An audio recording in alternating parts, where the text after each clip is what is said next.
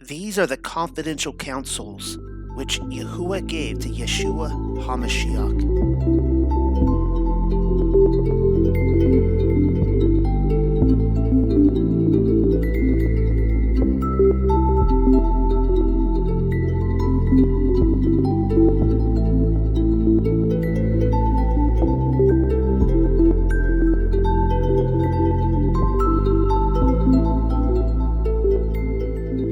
Shabbat Shalom from Under the Dome. My name is Noel. I am here with Rob and Michael tonight, and I'm coming to you from an undisclosed location in Georgia. I'm actually in Crazy Chicken Boy's bedroom, or Andrew, and we had a really awesome, restful Shabbat today. He was baptized. Hopefully he doesn't mind me saying that. So I got to drive out to this undisclosed location in Georgia and baptize him, and that was just amazing.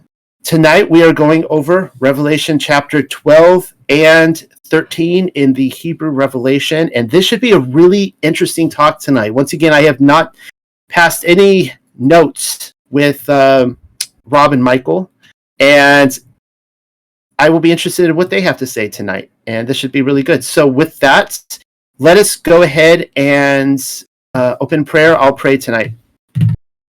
Our dearest Heavenly Father, Yahuah, the Most High Elohim of Yashar'el, we humbly come before you and recognize that we fall short of your glory. We are sinners. I pray that we continually recognize our sin and desire to repent and turn from the ways of this world and seek to be set apart. I know right now in the world there is just some crazy things happening, and we have the whole Russia-Ukraine situation, and you know that I'm I'm an individual who is always questioning the narrative. I don't believe what they put on the media. I believe the world is scripted, and that it's all just an illusion. But I do know that while I don't know what to believe, I do know that there are real people that are suffering in this world right now.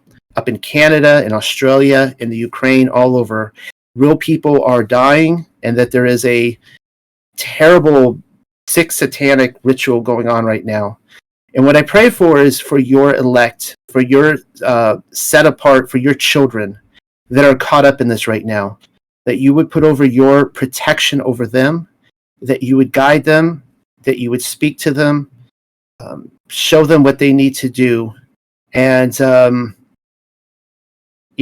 I just pray for your children scattered across this earth right now and across all continents. And I don't know what's going to happen. You know what's going to happen, but we put our trust and our faith in you. Pray all these things in the name of your Son, Yahushua HaMashiach, and the Ruach HaKodesh. Amen. All right, Rob, I'm turning it over to you to start reading Revelation chapter 12. Amen. Great. Yeah, with all of the oppression and pharmakia that the enemy is putting forth in this world. All right. I will start with reading Revelation, the confidential counsels, the Hebrew Revelation, chapter 12. And a great sign appeared in the heavens, a woman clothed with the sun, and the moon was under her feet, and on her head was a crown of 12 stars. And she was pregnant and cried out, and she was at the point to give birth, and she had much pain because of the birth. And there was another sign in the heavens, and I saw a dragon, and he had 7 heads and 7 horns, and on his horns were 7 crowns. And his tail took a third of the stars and cast them on the earth. And the dragon stepped before the woman who would give birth in order to devour the child when he was born. When she gave birth to a son who would lead the nations with a rod of iron, and the son was brought before Yahuah and his throne. Then the woman went into the wilderness, for there a place was prepared for her by Yahuah, to sustain her there 1,260 days. And there was war in the heavens, And the messenger Michael with his messengers made war with the dragon. Also his messengers made war with them. But they did not overcome, neither was their place in heaven found any more. So the great dragon was cast out, who is called Hasatan, who destroys and seduces the whole world. And he, with his messengers, were cast onto the earth to dwell there. Then I heard a great voice in the heavens, which said, Now the might of our Elohim and his Mashiach has appeared, for he is cast out who was as an adversary against them all the time. And they overcame him by the blood of the Lamb and by the word of their testimony, and their lives were reckoned to all of them. And because of this, you must rejoice, O heavens, and all who is in them. But woe to those who dwell on the earth and on the sea. For Hasatan went down to you with great burning anger, and he knows that he has a little time. And when the dragon saw that he was cast onto the earth, he pursued after the woman who gave birth. But there was given to the woman 2 wings like a great eagle, to go into the wilderness, and the place that Yahuah gave her, to sustain her there a time and 2.5 times away from the dragon. And the dragon cast waters from his mouth after the woman, like a great sea to annihilate her. But the woman had deliverance from the earth, for she opened her mouth and swallowed the waters which the dragon cast after her. Then the dragon was filled with anger because of the woman, and he went to make war with the remaining ones of her seed, who perform the commandments of Yahuah and believe in the testimony of his Mashiach. That is the end of chapter 12, and I'll pass this over to Michael, and we will start with our commentary. Michael? Yes, sir. Shabbat Shalom, everyone. Great prayer, Noel. That was much needed. So I've been working on my notes all day, so hopefully I can share some wisdom for you. I just finished like 5 minutes before this, so I hope you guys enjoy some of the stuff I'm bringing to the table here. So Revelation 12. So I'm going to read both. Start on number 1.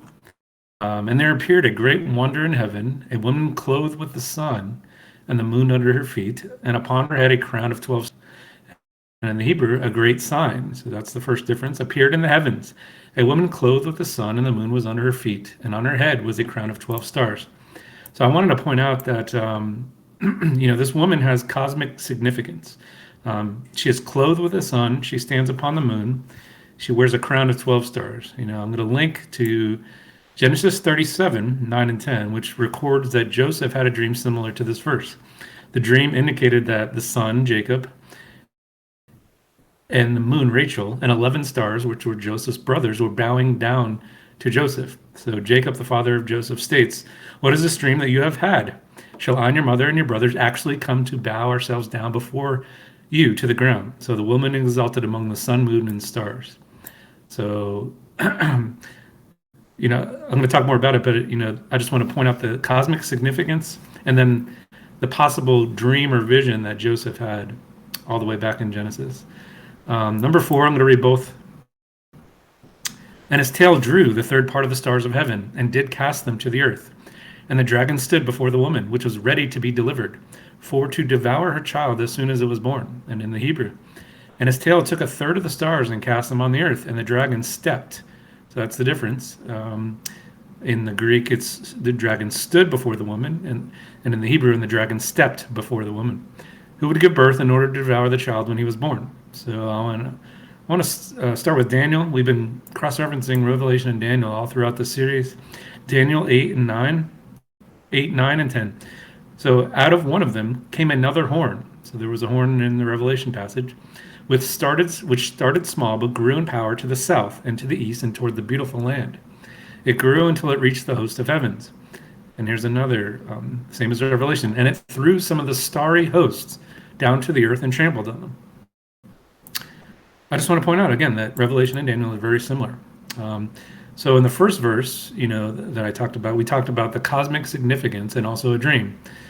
I'm willing to bet that whether there was or will be, there will be a physical interpretation. While in this verse, it could be visions, but I'm wondering, of the literal interpretation would be like Herod trying to kill the babies when Yeshua was born, or like Pharaoh doing the killing of the firstborn. It seems very similar. So I'm seeing a pattern of, a spiritual significance, a cosmological significance, and a literal significance. And it appears, the first two things that I've read here had 2 out of the 3 possibly. Number 5, I'm going to read the Hebrew. Then she gave birth to a son who would lead the nations with a rod of iron, and the son was brought before Yahweh and his throne. So I thought it was interesting that, I'm big on the churches. The church of Thyatira is promised something similar. So the Revelation 2:26, to the one who is victorious and does my will, Yeshua's will, which is the Father's will, to the end, I will give authority over the nations, that one will rule them with an iron scepter and will dash them to pieces like pottery, just as I have received authority from the Father. I thought that was awesome because Thyatira is one of the worst churches. And they're getting the same authority if they do his will to the end that Yeshua even has. 2 left, and I'll pass it off to Noel. Number 6, I'm going to read the Hebrew. Then the woman went into the wilderness, for there was a place prepared for her by Yahweh, to sustain her for 1,265 days. We've always been talking about not only just Daniel, but Exodus. So I want to talk about Deuteronomy 8, about, protection in the wilderness. He who led, 15, starting on 15, he who led you through the great and terrible wilderness with its fiery serpents and scorpions and its thirsty ground where there was no water. He who brought water for you out of the rock of flint. In the wilderness, it was he who fed you manna, which your fathers did not know, in order to humble you and in order to put you to the test, to do good for you in the end. And I have led you, and this is Deuteronomy 29, and I have led you in the wilderness for 40 years. Your clothes have not worn out on you, and your sandal has not worn out on your foot. So again, this is just talking about preparing a place in the wilderness and, Yah testing and also providing during those times.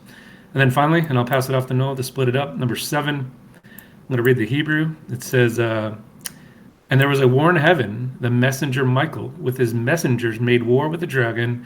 Also, his messengers made war with him. So I want to talk a little bit about Michael, and I'm probably a little biased. But some passages and some extra canonical books on him, and even a rabbinic tradition. So Jude 9, everybody knows this one. But Michael the archangel, when he disputed with the devil and argued about the body of Moses, did not dare pronounce against him an abusive judgment, but said, the Lord rebuke you. In Daniel, Michael is known as the protector of Israel. And then 2 extra biblical. According to the legends of the Jews, I know Zen quotes from this book a lot, Archangel Michael was the chief of a band of angels who questioned Yah's decision to create man on earth. I thought that was interesting. And then finally, I'm not saying this is 100% true, but I thought it was interesting. According to rabbinic tradition, Michael acted as the advocate of Israel and sometimes had to fight with the princes of the other nations, and particularly with the angel Samael, Israel's accuser. Michael's enmity against Samael dates from the time when the latter was thrown down from heaven. Samael took hold of the wings of Michael, whom he wished to bring down with him in his fall. But Michael was saved by Yah. Michael said, may the Lord rebuke you, to Satan, for attempting, to claim the body of Moses. So that's the same thing I already read. So, but that's all I have. I just wanted to give a little bit more on Michael and share what I found. I have a lot more, but I'll pass it off to Noel now. Well, I'm glad you have a lot more, because there's a lot going on in this chapter. And if I don't have a lot on this chapter, it's because Revelation chapter 12 has long perplexed me. And it's one of those things that there's a lot of different thoughts on this. Most of the people listening, or if you've been around within the Torah community or the Flat Earth community for the last several years, you guys all know about the Revelation 12 sign. I might as well bring that up. Don't want that being the elephant in the room. And it was, I think, September 23rd, 2017. I remember that day very well. I remember waking up and watching Virgo come up over the horizon. It was a very beautiful experience. I had a perfect view, unhampered. And a lot of people will talk about how there was like a spiritual paradigm that they felt they passed through at that time. Now, I'm not saying that is what it was pointing to. I'm not saying that. I just wanted to throw that out there. But as Michael pointed out, it is really fascinating in the book of Revelation that you see three things going on at once. I think he had mentioned three things. We see astrological signs in the heavens. We see spiritual connotations of meetings and physical things happening at the same time. Now, this is one of the things that confuses me, and maybe Michael and Rob can solve this tonight. I did pass this by them earlier this week and said how frustrated I was trying to figure this out. I'm trying to figure out who is this woman. All right, now let me give you some of the frustrations I see. A lot of people will say, well, this is referring to the birth of Messiah. One of the problems I have with that is that, let's see, where does it talk? Oh, in verse 2 it says, and she was pregnant and cried out, and she was at the point, to give birth, and she had much pain because of the birth. Well, here's my problem with this being the Virgin Mary. Isaiah 66 verse 7 says, before she goes into labor, she gives birth. Before the pains come upon her, she delivers a son. And now that comes from canon. And as I pointed out in this script before, if you followed what we were going through with some of the extra biblical books, like the Infancy Gospel of Yaakov, we never read the Infancy Gospel of Matthew, but that covers it as well, that Yahushua was born without Miriam going through childbearing pains. And I think Isaiah backs that. So I'm looking at this going, I'm not sure that's Mary. Maybe it is, but it doesn't seem to connect with Isaiah and some of the other things we've seen. Then I look at it, well, is this the Ruach HaKodesh? Well, I again, though, we have the problem with why is she in childbearing pain? I don't think it's her. A lot of people will say, well, no, it's the church age. Well, wait a second here. I thought the church age the congregation started at Sinai. So what's going on with that? Also, I think it's interesting to note that she is going into the wilderness. Now, if I were to do if I were to back up a lot of, or cross-reference a lot of scripture, I would imagine that you could find a lot about evil spirits being thrown into the wilderness, right? Like, why is she going into the wilderness? Now, from a historical perspective, I see she's being persecuted, and her child is being persecuted, and this dragon is trying to consume it. But hopefully you guys see where I'm trying to figure out, like, what in the world's going on. Now, again, I don't have a lot of notes on Revelation 12. I do have a lot on Revelation 13, so I'm glad we're doing this back-to-back, because I do think that there's going to be a payoff, and I can't prove this to you guys, but I do feel like what is happening in Revelation 12 has something to do with emperors or Caesars, Vespasian and Titus. All right, so think about that, and I'm going to revisit that in Revelation 13. For now, there's just one thing I do want to, rather than just throwing out my confusion with this chapter and why I'm having a hard time grasping what's going on here, there is something I want to talk about the water. Now, we know that Satan can cause water floods or even be depicted as water. We saw that in, I think it's the book of Jasher, when it's talking about Abraham has taken Yitzchak for the sacrifice, that Satan comes at him as a flood of water. That's a really interesting passage. But that's not really what's being talked about here. I also, just so that this is not the elephant in the room, I do not believe this is talking about the mud flood events. It could be, but I don't think it is. Here's what I think is being described here. And this is where we're going to get into Emperor Titus in the next chapter. And think about what we read last week with Revelation 11 describing the temple, the second temple that was still standing there, that was being trampled by the Goyim. So water itself represents Goyim or Gentile nations. So I'll go through a few scripture verses that talk about that.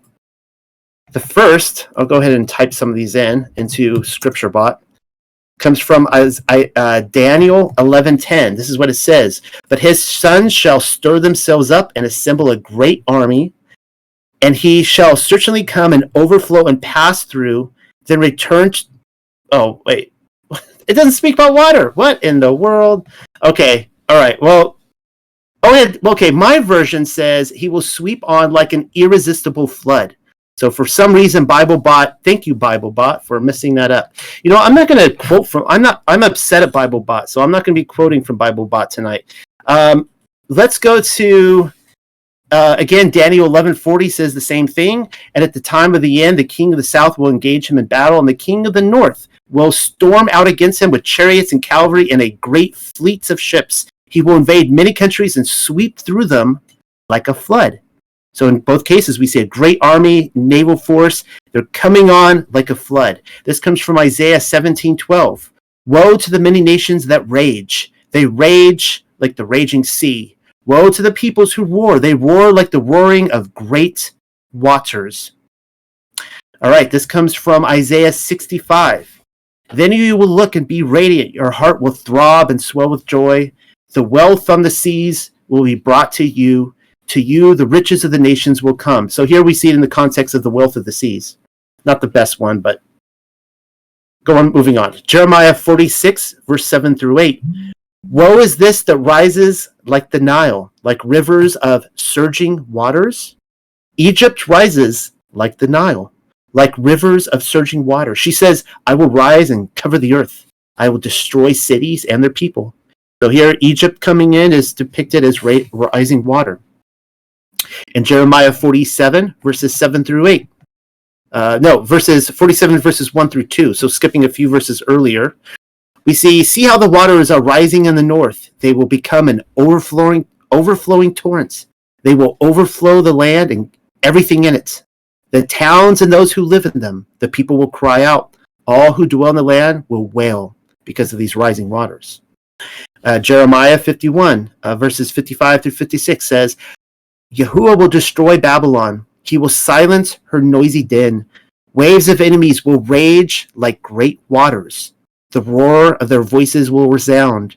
A destroyer will come against Babylon. Her warriors will be captured and their bows will be broken. In Ezekiel 26:3 we read, Therefore this is what the sovereign Yahuah says, I am against you, Tyre, and I will bring many nations against you, like the sea casting up its waves. And this is interesting because this is referring to the prince of Tyre, I believe, in this passage. Or maybe not. I'd have to read more of it. But finally, we see Nahum chapter 1, verse 8, and it says, But with an overwhelming flood, he will make the end of Nineveh. And we know that Nineveh was destroyed by a great army that swept in. So whatever is happening here, my suggestion, as Satan is trying to overcome this woman and her child, that it is this water that is coming in is a great army that is sweeping over the land. So with that, I'm going to hand it over to Rob. Yes, thank you, Noel. I agree with you regarding the army sweeping in. And I'm going to talk about the first two verses here with the woman, and I'm going to position the thought of comparing the woman is like wisdom. And I'll drop a slide in while I read this here.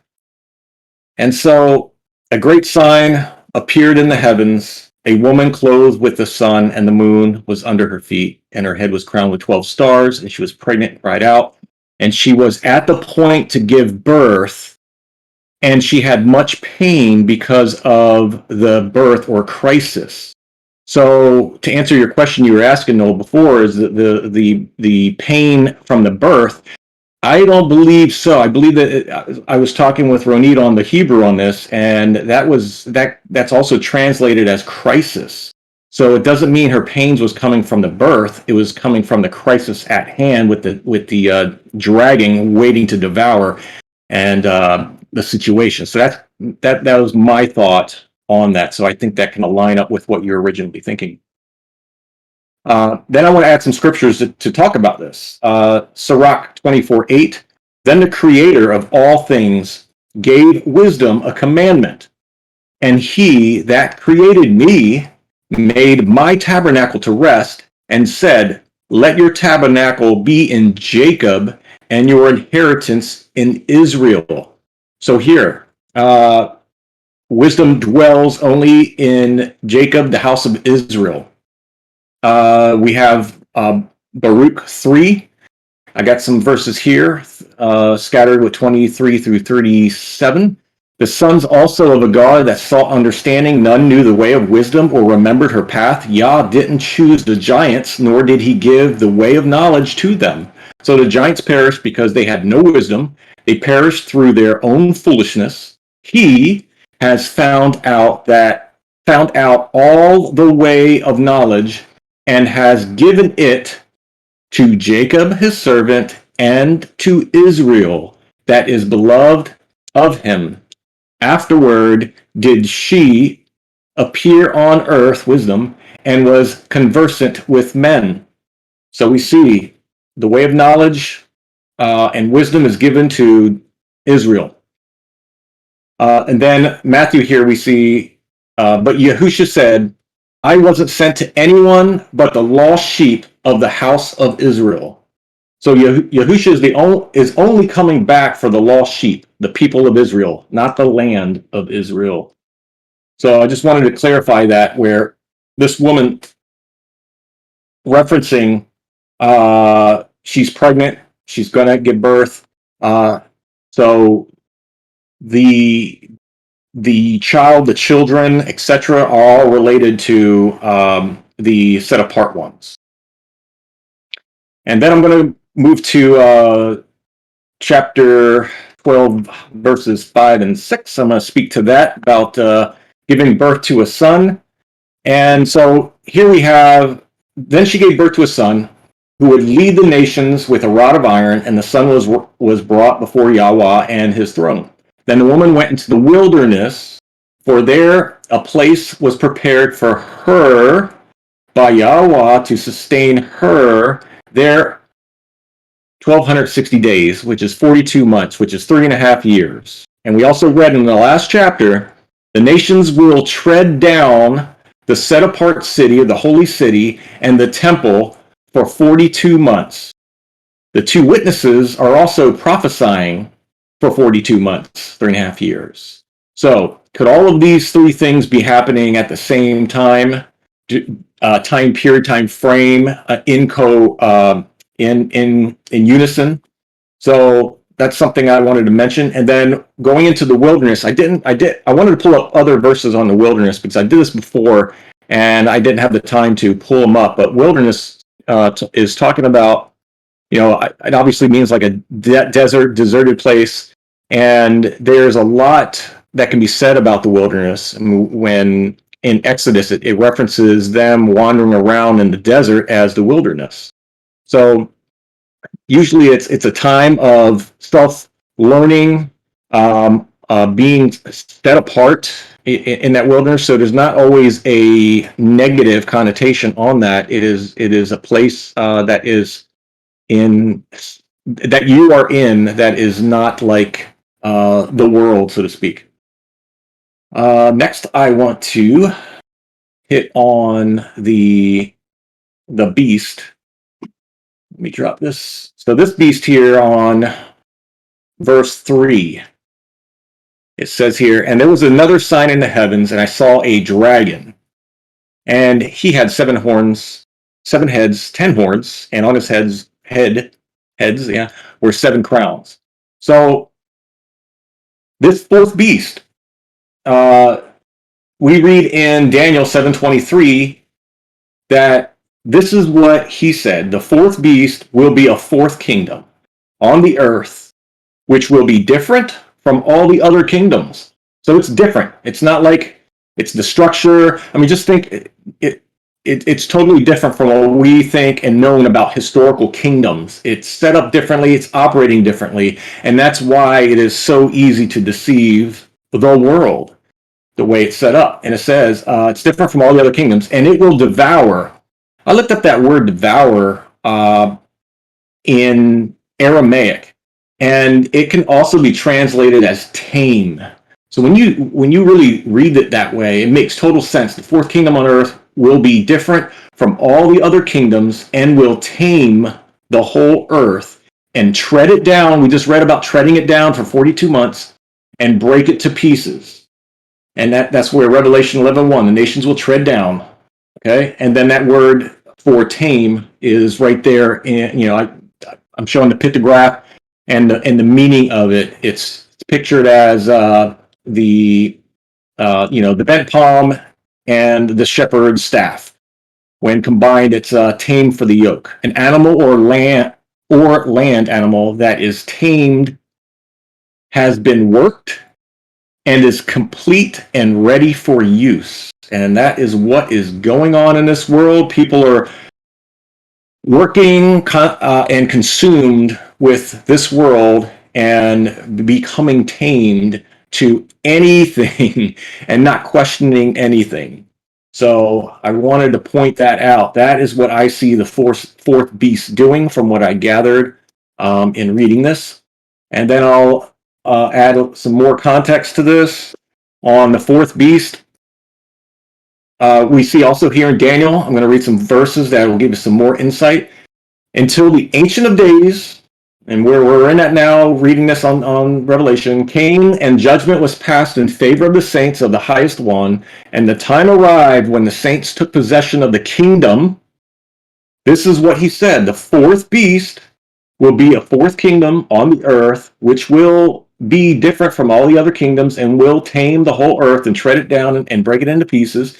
As for the 10 horns out of the kingdom, 10 kings will arise, another will arise after them, and will be different from the previous ones, and will humble the 3 kings, and he will speak against the Most High, and wear down the saints of the highest one. He will intend to make alterations in timelines and in religion. So that's another verse that I worked with Ronit on with the Aramaic, and that is what we got out of that. He will intend to make alterations in timelines and in religion. And they will be handed over to him for a time, times, and half a times. Once again, 42 months, 3.5 years. But the court will convene for judgment, and his dominion will be taken away. And we're going to reading about that, where his dominion is taken away. He's kicked out of the heavens and so forth, annihilated and destroyed forever. Then the sovereignty and the dominion and the greatness of all kingdoms under the whole heaven will be given to the people, the saints of the highest one. His kingdom will be an everlasting kingdom, and all the empires will serve and obey him. Yahuah. Okay, this is important. Then I kept looking because of the sound of the boastful words which the horn was speaking. I kept looking until the beast was killed, and its body was destroyed and given to the burning fire. So he's witnessing the destruction of this beast. But then it says, the rest of the beasts. Dominion was taken away with an extension of life for an appointed season of time. So these beasts, the rest of these beasts are coming back. They will be given an extension of time. And that's where I see us being with this. This is that extension of time where these beasts are now that we're in. And then lastly, I'm splitting my stuff up, so this will be my halfway mark. And this is regarding the dragon wars in heaven. So verses 7 through 9, and there was war in the heavens, and the messenger Michael with his messengers made war with the dragon, and also his messengers, the adversaries, made war with them. But they did not overcome. The adversaries' messengers did not overcome. Neither was there a place in heaven found anymore. So they are not able, or I guess the word would be able to be there again, because there's no place for them to be found anymore. So at this point, they aren't up in the high heavens anymore. Only the lowers down here on earth. So the great dragon was cast out, who is called Hasatan, who destroys and seduces the whole world, and he, with his messengers, were cast onto the earth to dwell there. So this is their realm, and they can't go any higher or further. And so this is where they dwell, and this is where they work, and this is why we see so much more ramping up of the enemy's works in what he is doing. So with that, I will do my second part after next go around. Michael, off to you. All right, thanks, Rob. I'm going to start with number 9. I'm going to read both, and there's a lot of differences in this chapter of Revelation. So, and the great dragon was cast out, that old serpent called the devil, and Satan, which deceiveth the whole world. He was cast out into the earth, and his angels were cast out with him. And in the Hebrew it says, so the great dragon was cast out, who is called Hasatan, who destroys and seduces the whole world. And he with his messengers were cast out onto the earth. So I want to talk about, you notice he's not called the old serpent in the Hebrew. So it both equates the dragon, it both calls him Satan or the devil, but in the Greek it says that old serpent is removed. It also mentions that he seduces instead of deceives the world, and I thought that was really interesting. I'd be interested to see, like, I don't know, to me that's like a romantic, that's like a sexual thing. I wonder if it links to serpent seed or anything like that. But the seduces in Hebrew strong, 6601, patha, usually figuratively in a mental or moral sense, to make simple in a sinister way, to delude, allure, deceive, enlarge, entice, flatter, persuade, and silly one. The word is used 28 times in the Old Testament, but I just wanted to highlight Proverbs 1:10. It's the same word. My son, if sinful men entice or seduce you, do not give in to them. So it's linking sinful men with enticing or seducing you into their ways. Number 10, I'm going to read the Greek. And I heard a loud voice saying in heaven, now is come salvation and strength in the kingdom of our God and the power of his Christ. For the accuser of our brethren is cast down, which accused them before our God day and night. I just want to point out the accuser, another court analogy. Who is the accuser in a court? It's the prosecutor. He's accusing based on what? Based on the law. Satan knows the law just as well. That's how he's accusing us. He's like, oh, look at that guy. Look at what Job, same thing he did with Job, right? Number 14, I'm going to read both. And to the woman were given 2 wings of a great eagle, that she might fly into the wilderness, into her place where she is nourished for a time and times and half a time, from the face of the serpent. And in the Hebrew, but there was given to the woman 2 wings like a great eagle, to go into the wilderness, into the place that Yahweh gave her, to sustain her sustain her there a time, 2.5 times away from the dragon. Just a real quick cross-reference, again, more so either Daniel or Exodus, it seems like Revelation is quoting. Exodus 19:4, you yourselves have seen what I did to the Egyptians, how I carried you on eagle's wings and brought you to myself. I think, as Rob said, wilderness is not always bad. It is a protection. It's definitely a trial too, and temptation, and you're giving up your Babylonian, your Egyptian ways, but he's bringing you there. Number 16, I'm going to read the Hebrew. But the woman had deliverance from the earth, for she opened her mouth and swallowed the waters which the dragon cast out. So the earth opened her mouth and swallowed up. These words, while not exactly, but can be linked to the narrative of the earth opening up her mouth and swallowing up Korah, Dathan, and Abraham in Numbers. And so in that instance, let's see, she opened up and swallowed the water. Yeah, I guess it's the same. So in that instance, they swallowed up, and those individuals went into the earth. And in this instance, the waters were swallowed up.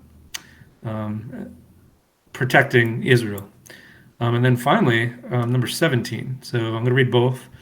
And the dragon was wroth with the woman, and went to make war with the remnant of her seed, which keep the commandments of God and have the testimony of Jesus Christ. And in the Hebrew, then the dragon was filled with anger because of the woman, and he went to make war with the remaining ones of her seed, who perform the commandments of Yahweh and believe in the testimony of his Mashiach. So a lot of differences. So he's filled with anger. To me, that's a better, maybe I just don't know Old English. It's just a better job than Roth, as the KJV says. It says, what I like about this one, it's more clear. It's the remaining ones of her seed. So the KJV says remaining ones. I believe, these are the multitude. It's my opinion that 144, they're not part of this. So it's the remaining ones of her seed. And of course, as we all know, who perform the commandments of Yahweh and believe in the testimony of Mashiach. So this is the first of 3 passages in Revelation confirming that the saints will both obey the commandments of Yahweh and hold to the testimony or witness of Yeshua. Obviously, so this one, obviously we know Revelation 14:12. That's Noel's big verse. And then Revelation 22:14. So yeah, I thought that was awesome. And I just wanted to point out that this is the first of the third. That's all I got on 12. I'll hand it off to Noel.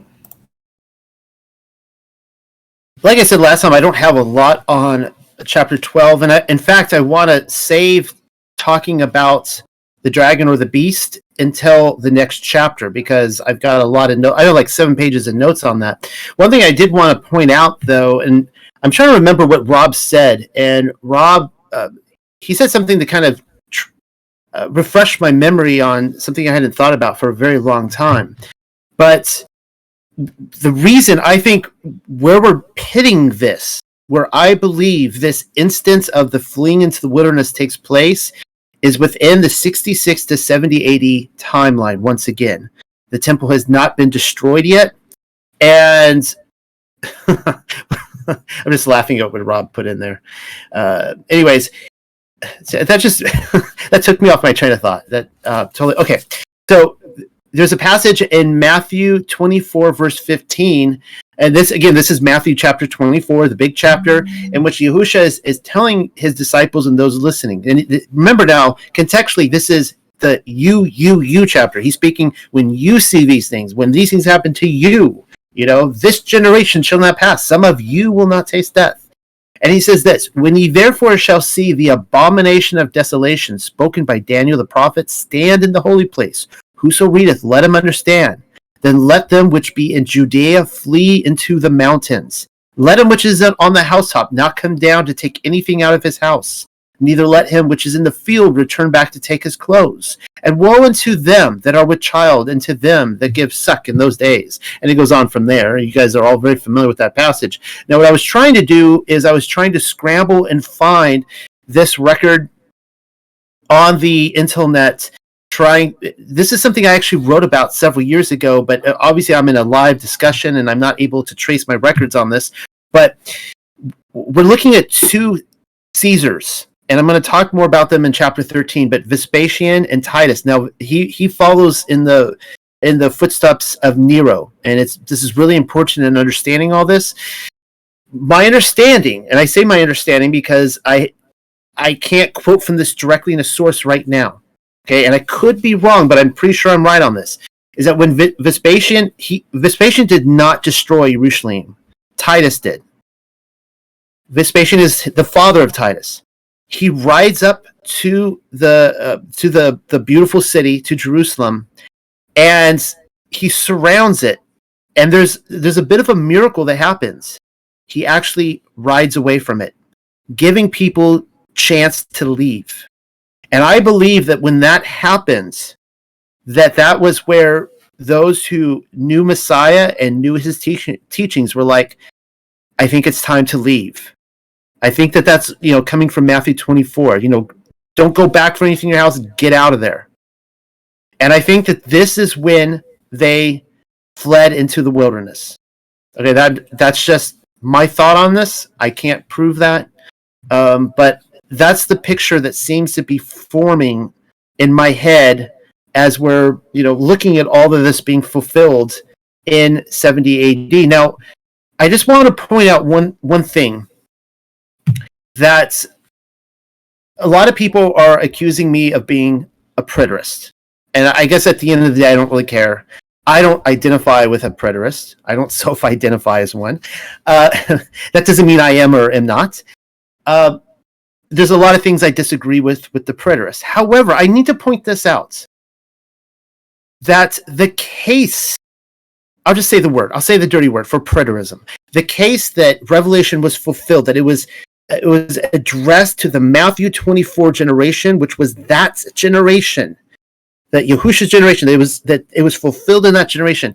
The case on that being true, in my opinion, is so rock solid.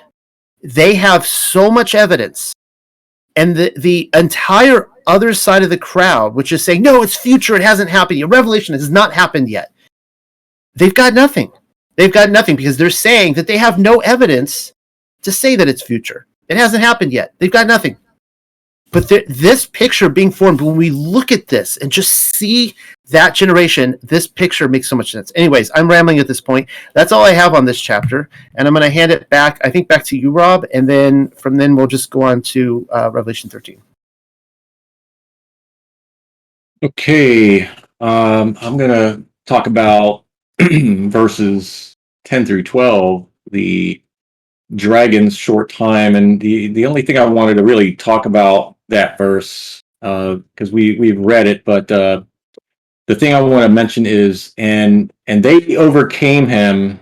Okay, well, let me back a little bit. And for he is cast out who was an adversary against them all the time.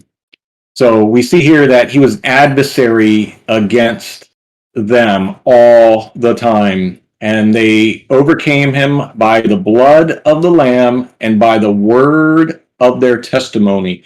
And how many times we talk about this, that our testimony is powerful. When we share our testimony with other people, it's a personal, emotional connection that others can relate to, and other people will be able to relate to your story better, especially if it's a shared experience, thought, emotion, etc. And so our testimony being shared authentically can affect people different ways, instead of just a reading from your robotic scripture verses that you would pump out. It's hearing the testimony for someone else to really see the change, the experience, the what Yah means to you. So it's powerful. Okay, and their lives were considered worthless to all of them. So here we see that those who overcame, with the blood of the Lamb and the word of testimony, they considered their lives worthless. And that's what we're doing. We don't consider this life, this world, it's like Noah was mentioned, it's an illusion. And it is worthless. We're passing through this world. Do not get caught up in the things of this world. It's worthless to you. We're living through it to be lights, to be examples, for we have something greater to come. And because of this, you must rejoice, O heavens, all who are in them. And woe to those who dwell on the earth and on the sea. For Satan went down to you, burning anger, and he knows he has a little time. I just wanted to emphasize on that. So now I want to talk about the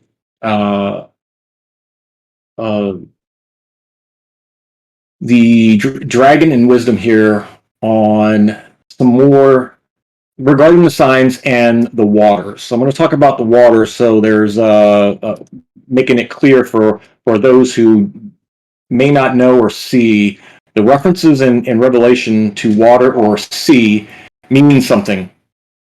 So, and there was a sign in the heavens and saw a dragon. We read that with the stars, etc., and the birth, and he wanted to devour the child when the child was born. And when the dragon saw that he was cast on the earth, he pursued after the woman who gave birth. But there was given to the woman two wings, and like a great eagle, and went into the wilderness, into a place where Yahuah gave her to sustain her for a time and 2.5 times from the dragon. Then the dragon cast waters after the woman, like a great sea, to silence her. And I was looking up this word here. It means to silence her.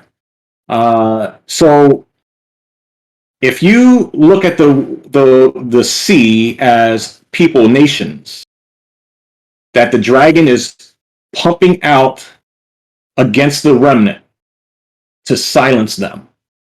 So that's the way I'm interpreting what the dragon is doing here.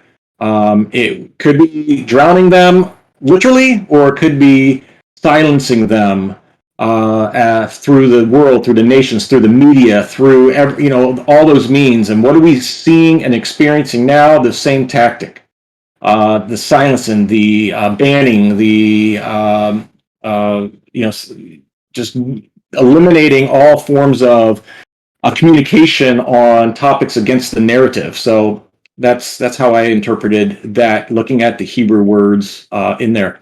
But the woman had deliverance from the earth, for she opened her mouth and swallowed the waters, which the dragon cast after her. So we see the earth opening up and swallowing the waters, whether that the water is little water or whether those waters were people, nations that were coming after the remnant.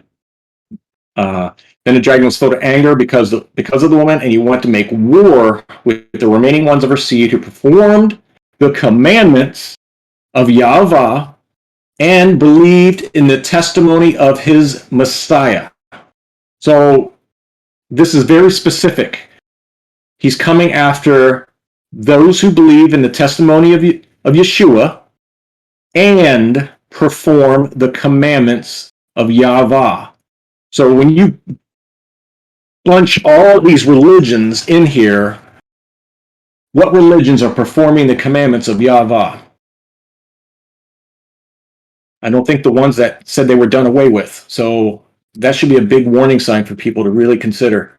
Next, I want to add more to the C part. And let me see which slide this one is. Okay. So I'm going to read some verses that's going to talk about the waters and earth and Sheol. So we see, I'm going to read from Job, the Numbers, and then Enoch and Isaiah and Psalms quickly here. The departed spirits tremble under the waters, and their inhabitants. Naked is Sheol before him, and Abaddon has no covering. So this is inferring in Job that under the waters is Sheol, and Abaddon it has no covering. So the departed spirits tremble under the waters. So where are they located? Under the waters, in the earth. But if the Lord brings about an entirely new thing, and the ground opens its mouth and swallows them up with all that is theirs, and they descend alive into Sheol, right down below, then you will understand that these men have spurned the Lord. And he finished speaking all these words. The ground then that was under them split open, and the earth opened its mouth and swallowed them up, and their households, and all the men who belonged to Korah with the possessions. So they and all that belonged to them went down alive to Sheol. And the earth closed over them, and they perished from the midst of the assembly. That was in Numbers. We remember reading that. And in those, Enoch, and in those days Sheol shall open its jaws, and they shall be swallowed up therein. So here's another reference to the earth opening up to swallow people into Sheol. Then Isaiah. Then you shall see and flow together, and your heart shall fear and be enlarged, because the abundance of the sea shall be turned back unto you. The forces of the other nations shall come unto you. So it's referencing the sea as nations. So that's another point to when we're reading about the terms of sea, water, etc., can mean people, nations, etc. And in Psalms, you did divide the sea by your strength. You broke the heads of the dragons in the waters. And this is referencing Yahuah, who can do all these things, who is all powerful. And then lastly, regarding the seas and waters, we got from Enoch, and after that he showed me the angels of punishment. We just read about where they're located, who are prepared to come and let loose all the powers of the waters which are beneath in the earth, in order to bring judgment and destruction on who abide and dwell on the earth. And the Lord of spirits gave commandment to the angels who were going forth that they should not cause the waters to rise, but should hold them in check. For those angels were over the powers of the waters, and I went away from the presence of Enoch. So if I'm reading this right, these angels of punishment, the fallen ones, are prepared to come and let loose all the powers of the waters which are beneath in the earth, in order to bring judgment and destruction on those who dwell on the earth. But we see the Lord of spirits commanding his angels to not let the waters rise and keep them in check. So whether the fallen angels are trying to manipulate the waters to cause destruction, or it is referencing that they are being let loose and the powers of the waters from their release are being held back by the angels of Yah. So however you want to interpret that. Then Psalms, deliver me from the mire and do not let me sink. May I be delivered from my foes and from the deep waters. May the flood of waters not overflow me, nor the deep swallow me up, nor this pit shut its mouth on me. So once again, even Psalms is talking about the deep waters, the deep swallowing up, the pit down there, etc. And lastly, Jeremiah. This is what the Lord says: He who gives the sun for light by day, and the fixed order of the moon and the stars for light by night, who stirs up the sea so that its waves roar. The Lord of armies is his name. He controls it all. So the enemy does what he does, and the Lord allows for the purpose of his will. So that's why things are done. They've been prophesied, and they will happen, and that is why they will happen. And we must be wise, be prepared, and also walk in the ways of Yeshua and what he has commanded, that we be obedient to the Father and the Father's will. So that is all I got to add from this on chapter 12, and I will pass it on over to Michael and Bill. Thank you. All right. I think we want to open it up, but before we do that, I wanted to talk a little bit about what Noel was talking about as far as things that possibly happen 70 AD-ish. And we were talking on the side, Noel, Rob, and I, about Ronit's. This is a bombshell, if this is true, guys. Second only to the Pharisees killing Yeshua. But she made the claim, and it's blowing my mind, that is it possible Revelation is looking in reverse? And if you remember last week, I was talking about time travel and all that kind of stuff, where the two prophets were, in my opinion, talking to John or in dreams or visions. And then she made the claim that John was looking back towards the second temple. And that kind of blew my mind. And so my mind's been juggling all week, trying to put pieces together and everything.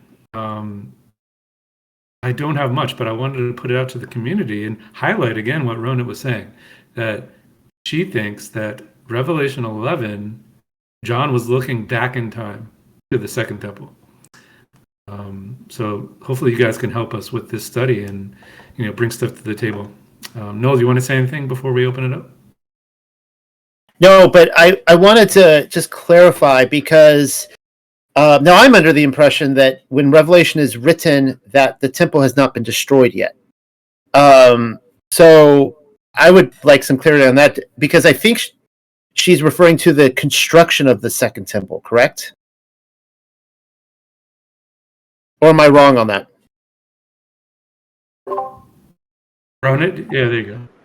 Asking me.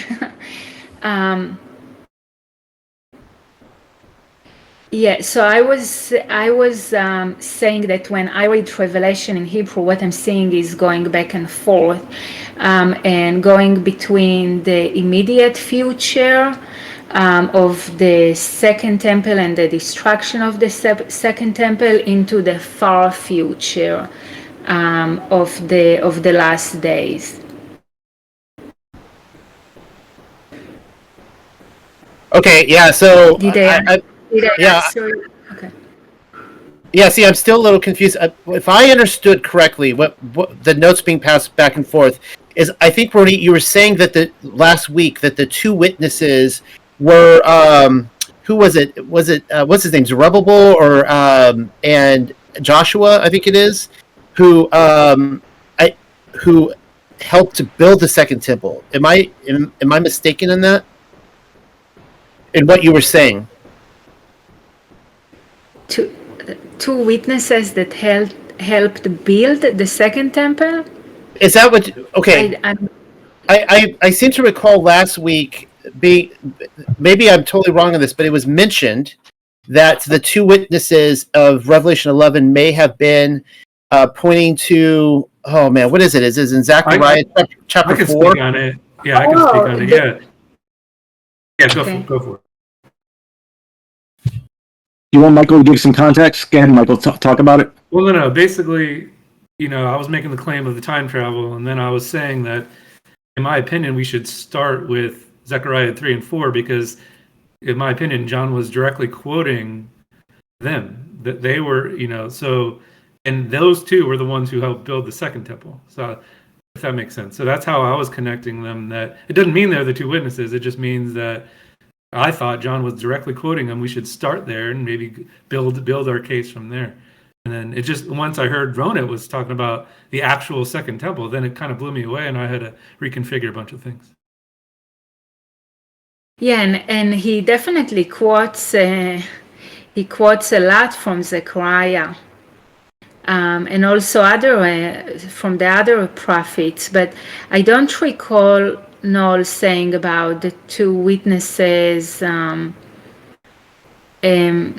helping build the temple. All I said is that what I'm seeing is him talking about the very immediate future, and then he moves back and forth, so you have to be really careful. And in my opinion, as Michael said, you have to hold the other prophecy. Like, you cannot read Revelation on its own because it draws from the other prophecies also. It's very obvious that it's drawing from other prophecies also.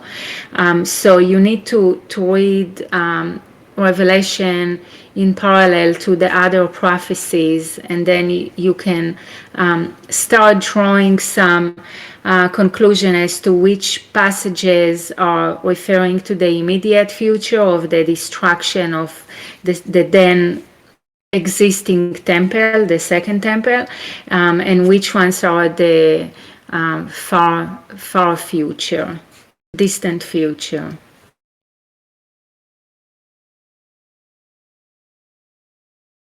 Very good, thank you.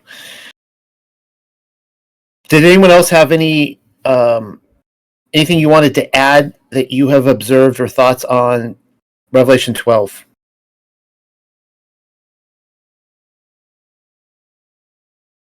Yes, it's talking about a short season, a small season. This again, to me, referencing Revelation 20. I had something that I wanted to say about Revelation 12. Can you hear me? I can hear you. Yes. Okay. I was reading from the Targums, and this is from in relation to the dragon and armies and the earth and all that swallowing. And this is the Song of Moshe, taken from the Song of Moshe.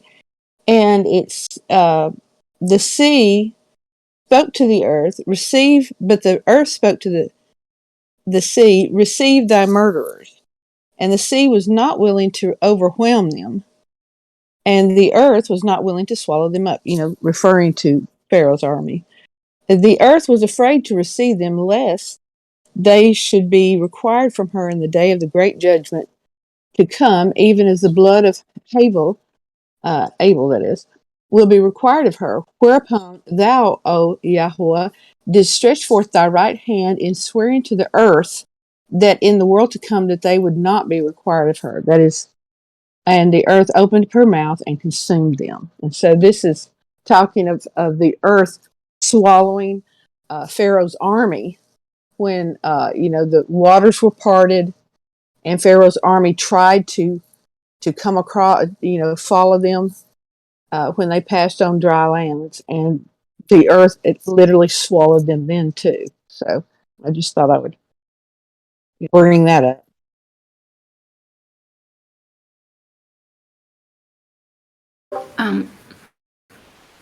I wanted to share a thought regarding dragons.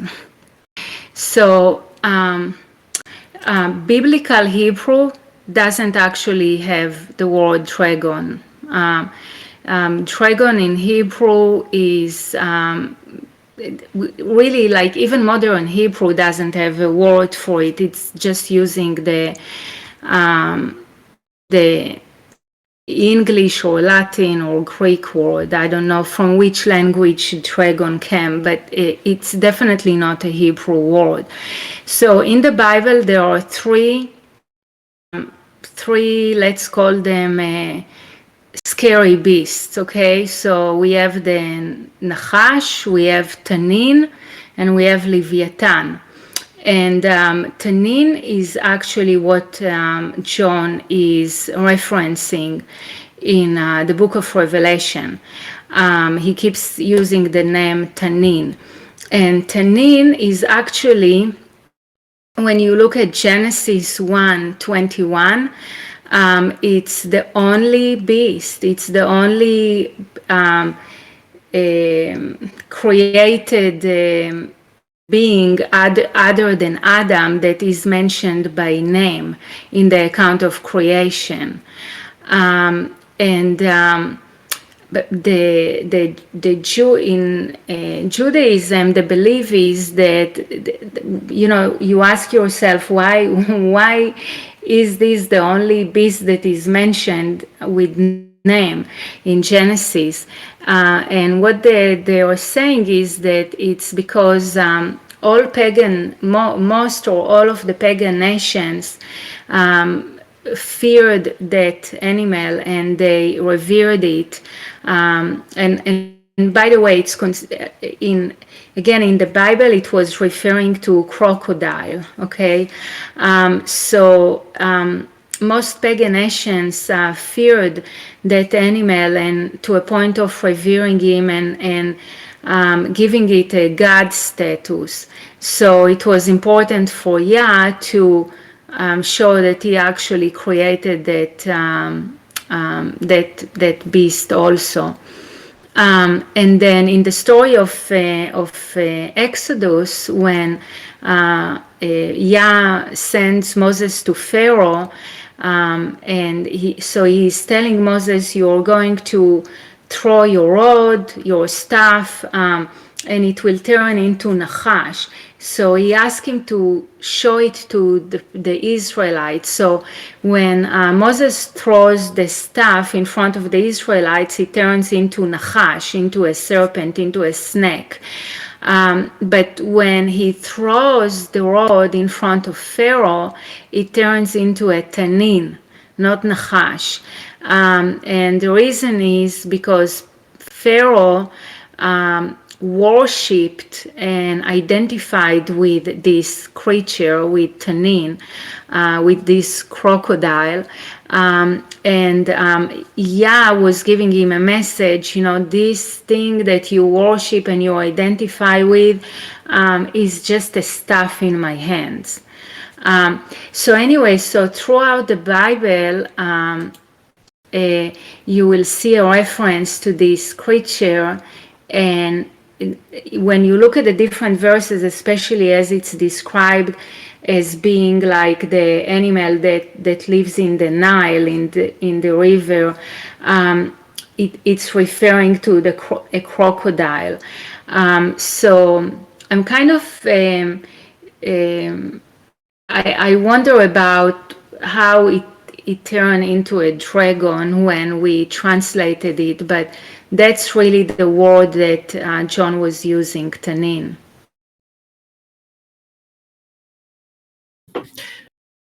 So, just for clarification, in the Book of Revelation, and I'm assuming you read ahead to chapter 13, even the beast is well, I guess so. There's no. It's only tannin that's used in these chapters, correct? So he's using tanin, and then he's using three things: tanin, and then he's using the word chaya, which is beast, and there are two of those that he's referring to. Correct, yeah. A beast that has 10 heads and 10 crowns, and a beast that comes from the earth and has 2 horns. But he's calling them beast, chaya. He's not only one creature is referred to as tanin, and it was translated into a dragon in English. Okay, good. Thank you. That's a good commentary, good observation. Does anyone else have anything else they would like to add before we move on to 13? Because I know there's a lot of stuff in 13 to discuss. Well, that just gives us food to thought, like what Ronit's pointing out about, okay, where does dragon come from? What's up with the Greek translation to use this word and the connotations of it? It's food for thought. I just wanted to mention as well, just a quick thought. Do you think the 2 wings that was given to the woman are actually the 2 witnesses to help her during all these tribulations? Interesting thought. Yeah, I believe that's possible. Because if the 2 witnesses are out there, and we know obviously they're bringing forth judgment left and right on the peoples who will not listen or obey, etc. But when the witnesses come across the obedient, that I'm sure that they are there to help them and guide them, because obviously they are the ones that they're there for too. So I would presume so. Okay, with that, unless if anyone else, has any other questions, observations, speak now or forever hold your peace, or at least wait another hour. And I would like to move forward with the night and read chapter 13. Yes, sir, I can do that. Anybody else? No? Going once? Alrighty, I will start with Confidential Counsels, Hebrew Revelation, chapter 13. And I stepped on the sand of the sea, and I saw an animal coming out of the sea. And he had 7 heads and 10 horns. And on his horns were 10 crowns, and on his heads were names of reproach and blasphemy. And the animal which I saw was like a horse, and his feet like the feet of bears, and his mouth like the mouth of the lion. And the dragon gave him his power and his throne and great strength. Then I saw that one of the heads was like a deadly wound, but the wound was healed, and all the world was astonished because of this animal. Then they prayed to the dragon, who gave the animal power and dominion. And they prayed to the animal and said, "Who is like this animal, and who is able to make war with it?" And it was given to the animal to open his mouth to speak wonderful words and reproach until the time of 42 months was completed. So he opened his mouth to blaspheme against Yahuah and against those who dwell in the heavens. And it was given to him to make war with the set apart ones, and to overcome them, and all the people and nations.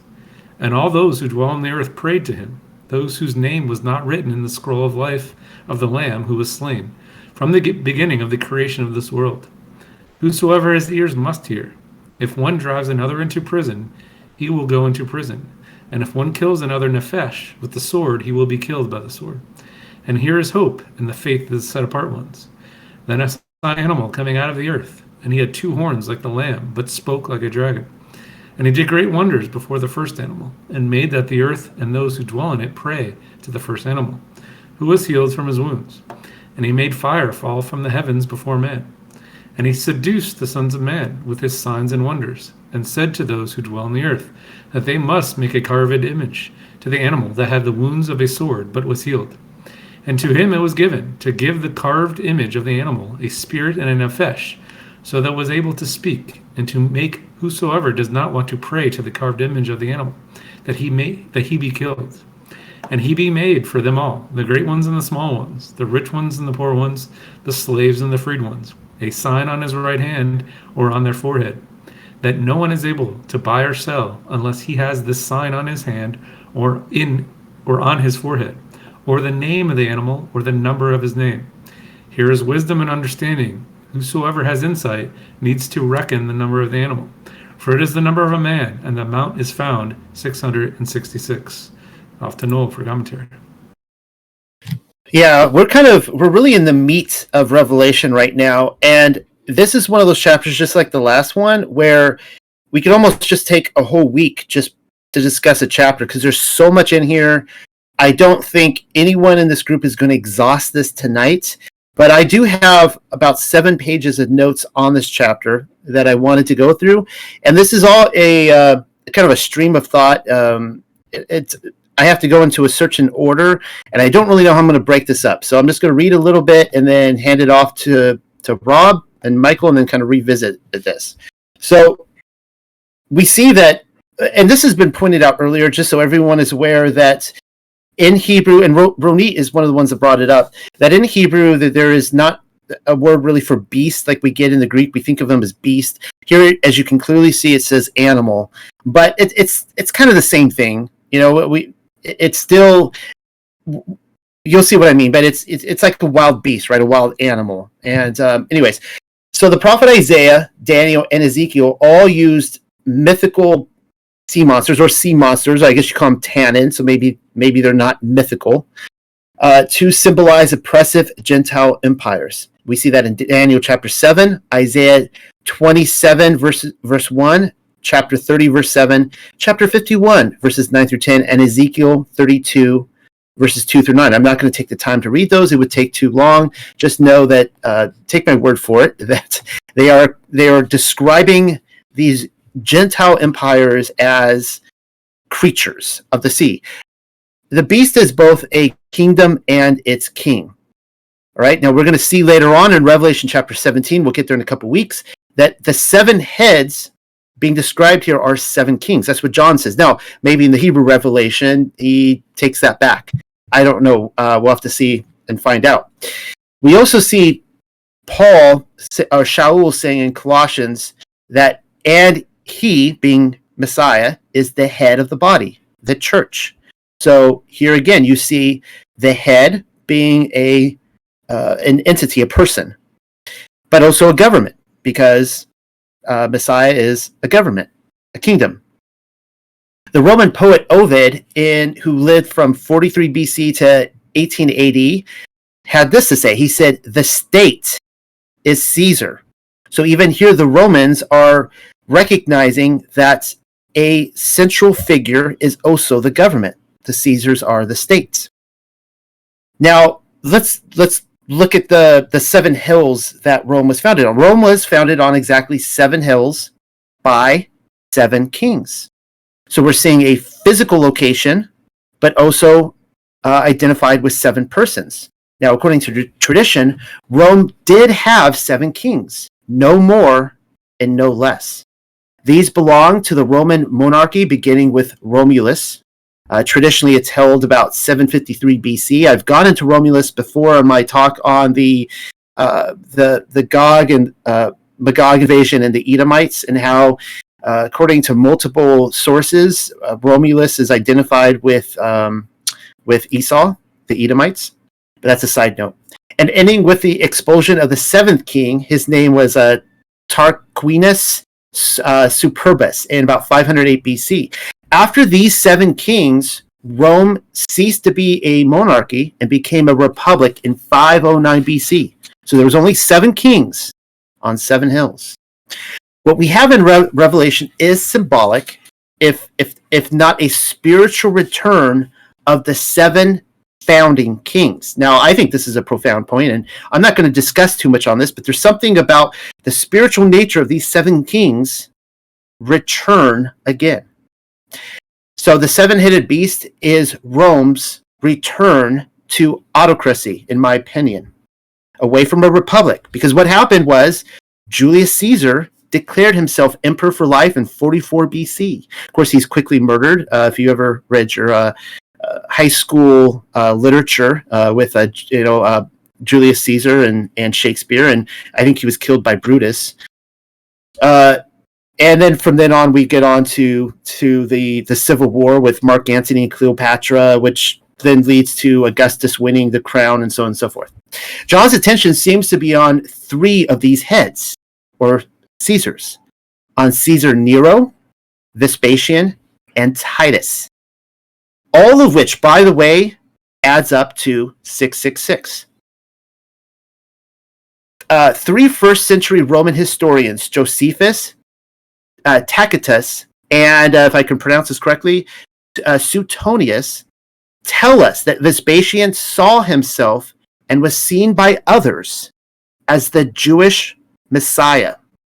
The church historian Eusebius even tells us that in seizing this title, Vespasian went so far as to try to eradicate King David's bloodline.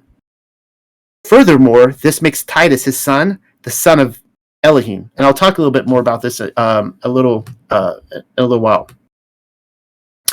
So the heads of the sea beast are, I believe, the heads of the Roman Empire, the Caesars. And one of the ways you can picture this is to look at coins, which also might be marks. But what do these coins have? They have the head of each of these Caesars on them. You can go through and you could find in history that they are all on these coins, the heads of the beast, also the marks. But the heads of the beast are not just the emperors of Rome. The heads of the beast are those emperors who reigned in 2 separate dynasties, and this is really important, that ruled Rome in the 1st century. You have first the Caesar family dynasty, which followed from the Flavian family dynasty. The first 6 heads are the 6 emperors of the Caesar family dynasty, beginning with the very first Julius Caesar. Thus, the first 6 heads are the first 6 Caesars. They go in this order: Julius Caesar, Augustus Caesar. And as you guys will all recall, Messiah was born under Augustus, and that happened just after the Cleopatra, Mark Antony civil war, in which Herod teamed with the wrong crowd. He teamed with Mark Antony, and then he had to kiss Augustus's butt afterwards, and he remained in the kingship. I kind of think I know I get into this a lot. I think the Cleopatra thing was a hoax, but that's a whole, I don't think she really died, but whatever.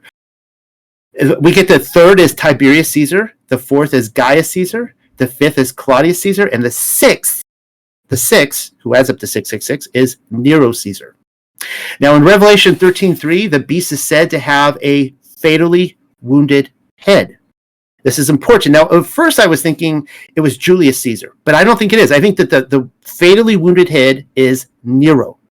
This head is the 6th head, of course, Nero Caesar, who committed suicide, they tell us, in AD 68. I have a lot of questions on that as well, and I'll get into it at the end as to why I suspect that Nero also did not die, and that it was all psychodrama.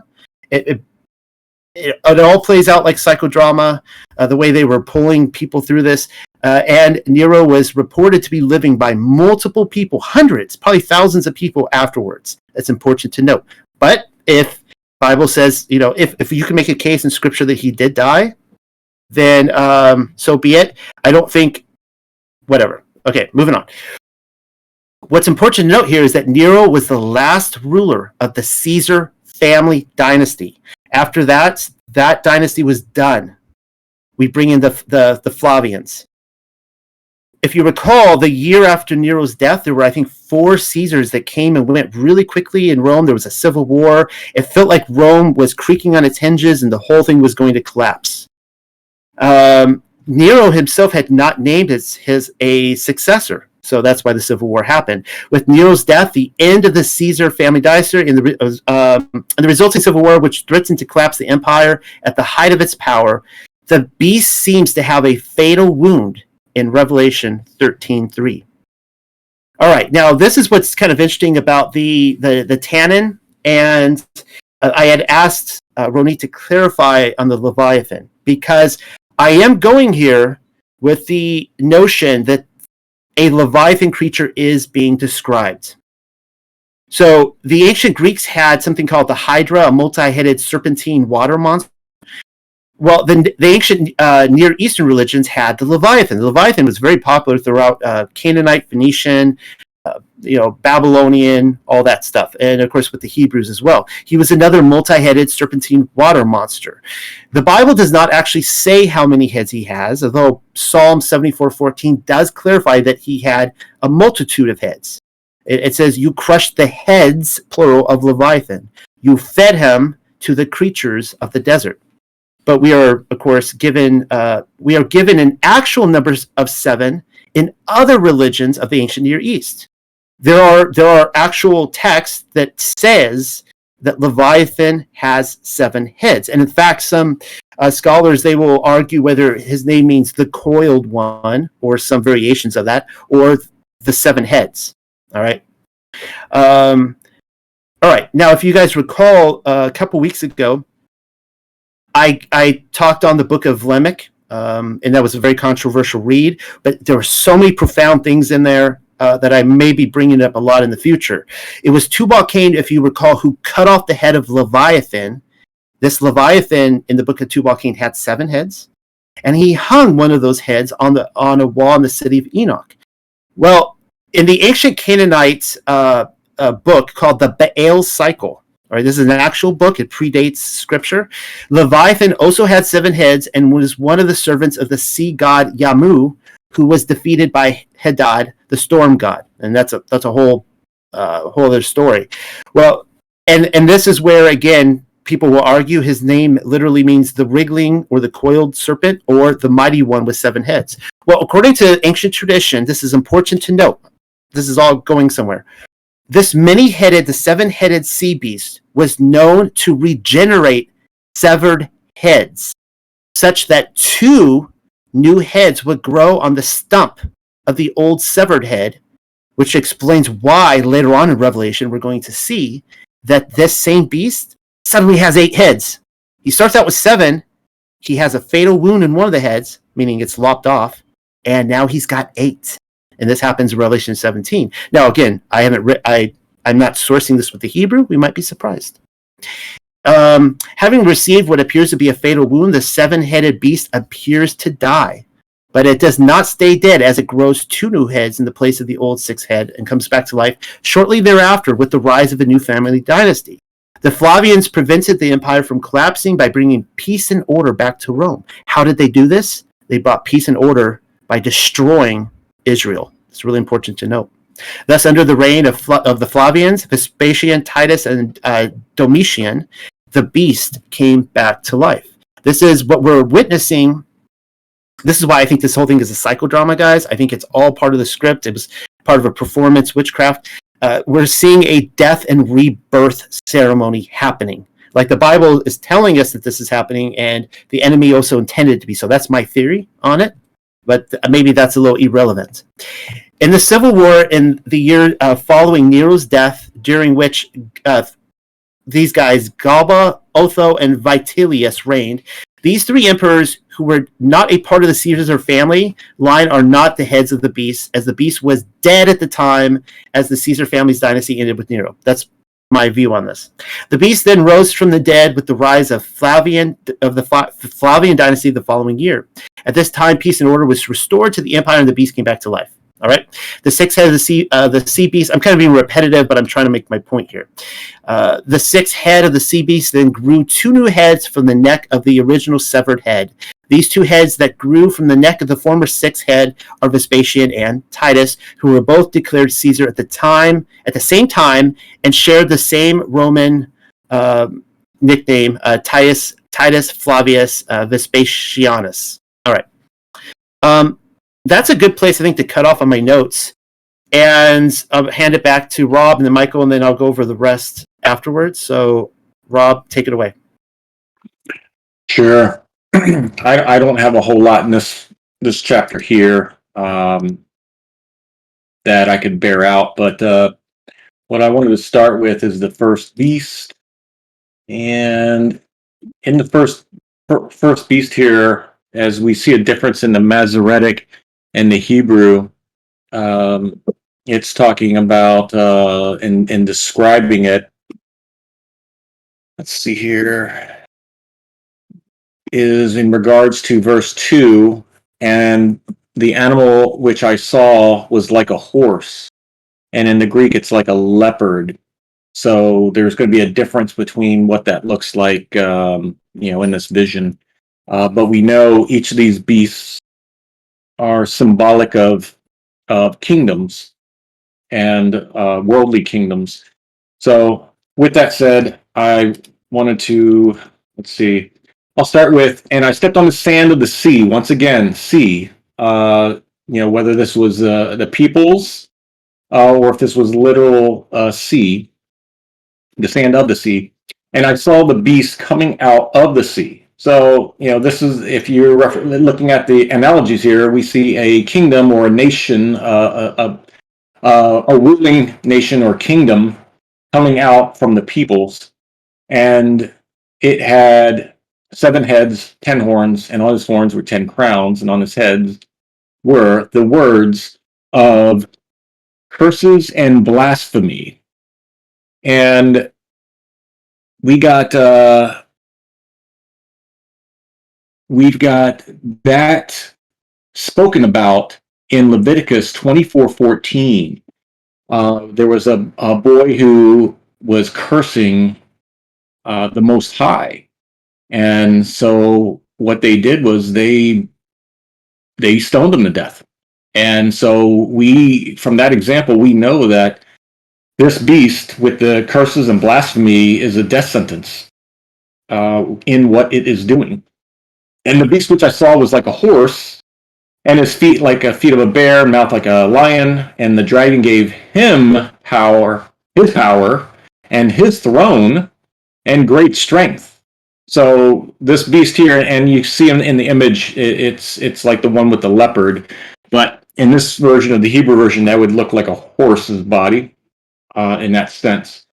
And you could see the heads on its side, in this depiction and so forth. But we see that it states that the dragon gave him his power and his throne. So the dragon is putting this beast, this kingdom, in power. Perhaps the dragon is not taking the back seat, but just pulling the strings from behind the scenes and letting this particular beast run the show on Earth, and that's what's going on. And as I read before in Daniel, that the beasts will be held off until a later time, and this is one of those beasts, because we're going to read about this beast and the second beast. And now this is their time to make an appearance at the end. So we have on his head, as Noel's reading, was a deadly wound, but the wound was healed, and all the world was astonished because of this beast. So that could very well be perhaps something tied in with that, where a deadly wound, another head, another nation, another kingdom, or the little horn, or something, however you want to tie any of this together, could possibly mean. Then I want to talk about this first beast, where it is being worshipped. So then they pray to the dragon who gave the beast power and dominion, and they prayed to the beast and said, who is like this beast, and who is able to make war with it? So first, they're worshiping the dragon, and now they're worshiping this beast, this great kingdom. So the beast and it was given to the beast to open his mouth and speak wonderful words and cursings, once again, until the time of 42 months. Here it is, once again, another time marker, another 42 months, another 3.5 years, all these things happening in describing this time period of all of these events and scenarios going on. and those who dwell and against those who dwell in the heavens. And it was given to him to make war with the holy ones and to overcome them and all the peoples and nations. So this kingdom is making war against the holy ones. Whether you want to call that a pharmaceutical war, or whether you want to call that pharmakia war, I should say, or if you want to call it oppression, control, etc. It's overcoming them and all the peoples and nations. So the whole world. And all who dwell on the earth prayed to him. So I guess you could define what that praying to this kingdom is. Is it obedience? Because I wanted to pull the scriptures that ties in obedience as worship, because it's out there. I know it is. I've done that study before, but unfortunately I didn't plug that in here. But look that up, where worship is obedience. So we see here that all who dwell on the earth pray to him. They basically obey. They go along with what is being told, what they're being told to do, and to appease and go with the system. A lot like what we see today. Those whose names were not written in the book, in the scroll of life, and of the Lamb who was slain from the beginning of the world's creation. So that's the first beast. So we're reading about the first beast, and then I'm going to touch on the second beast. And so, in regards to the second beast, then I saw another beast coming out of the earth. So this one's coming out of the earth, and he had two horns like a lamb, but spoke like a dragon, and he did great wonders before the first beast. So this beast is doing wonders before this great kingdom, and made the whole earth and those who dwell in it pray to the first beast, to worship and obey the first beast. So this one is orchestrating great wonders in serving the beast, or the great kingdom that is in place right now. The beast that had that was healed from its wounds. And he, the second beast, made fire fall from the heavens before man, and he seduced the sons of man and with his signs and wonders, and said to those who dwell on the earth that they must make an idol to the beast, and that had the wounds of the sword but was healed. So now he's requiring an idol of this great nation, whether you want to call it the world nation or well, it's going to be a one world order nation, some kind of idol to it. And to him it was given to give the idol of the beast a spirit and nefesh, so that it was able to speak. That could obviously, we've seen interpretations of that, this idol for the world government or world kingdom. Could very well be like a robot system. It's something that was given a spirit and nefesh. It didn't have one before, so that could very well be it, and it was able to speak. And to make whosoever does not want to pray to the idol of the beast, that he be killed. So this idol of the beast was killing those who would not basically obey. And that just reminds me of iRobot and stuff like that, of a good possibility to fit that description. And lastly, I will end with this slide here regarding the second beast. And he made them all, the great ones, small ones, the rich and the poor ones, the slave and the freed ones, a sign on his right hand and forehead, and no one is able to buy and sell, as we know. And here's wisdom to understand. Whoever has insight needs to calculate the number of the beast, for his number of man, 666.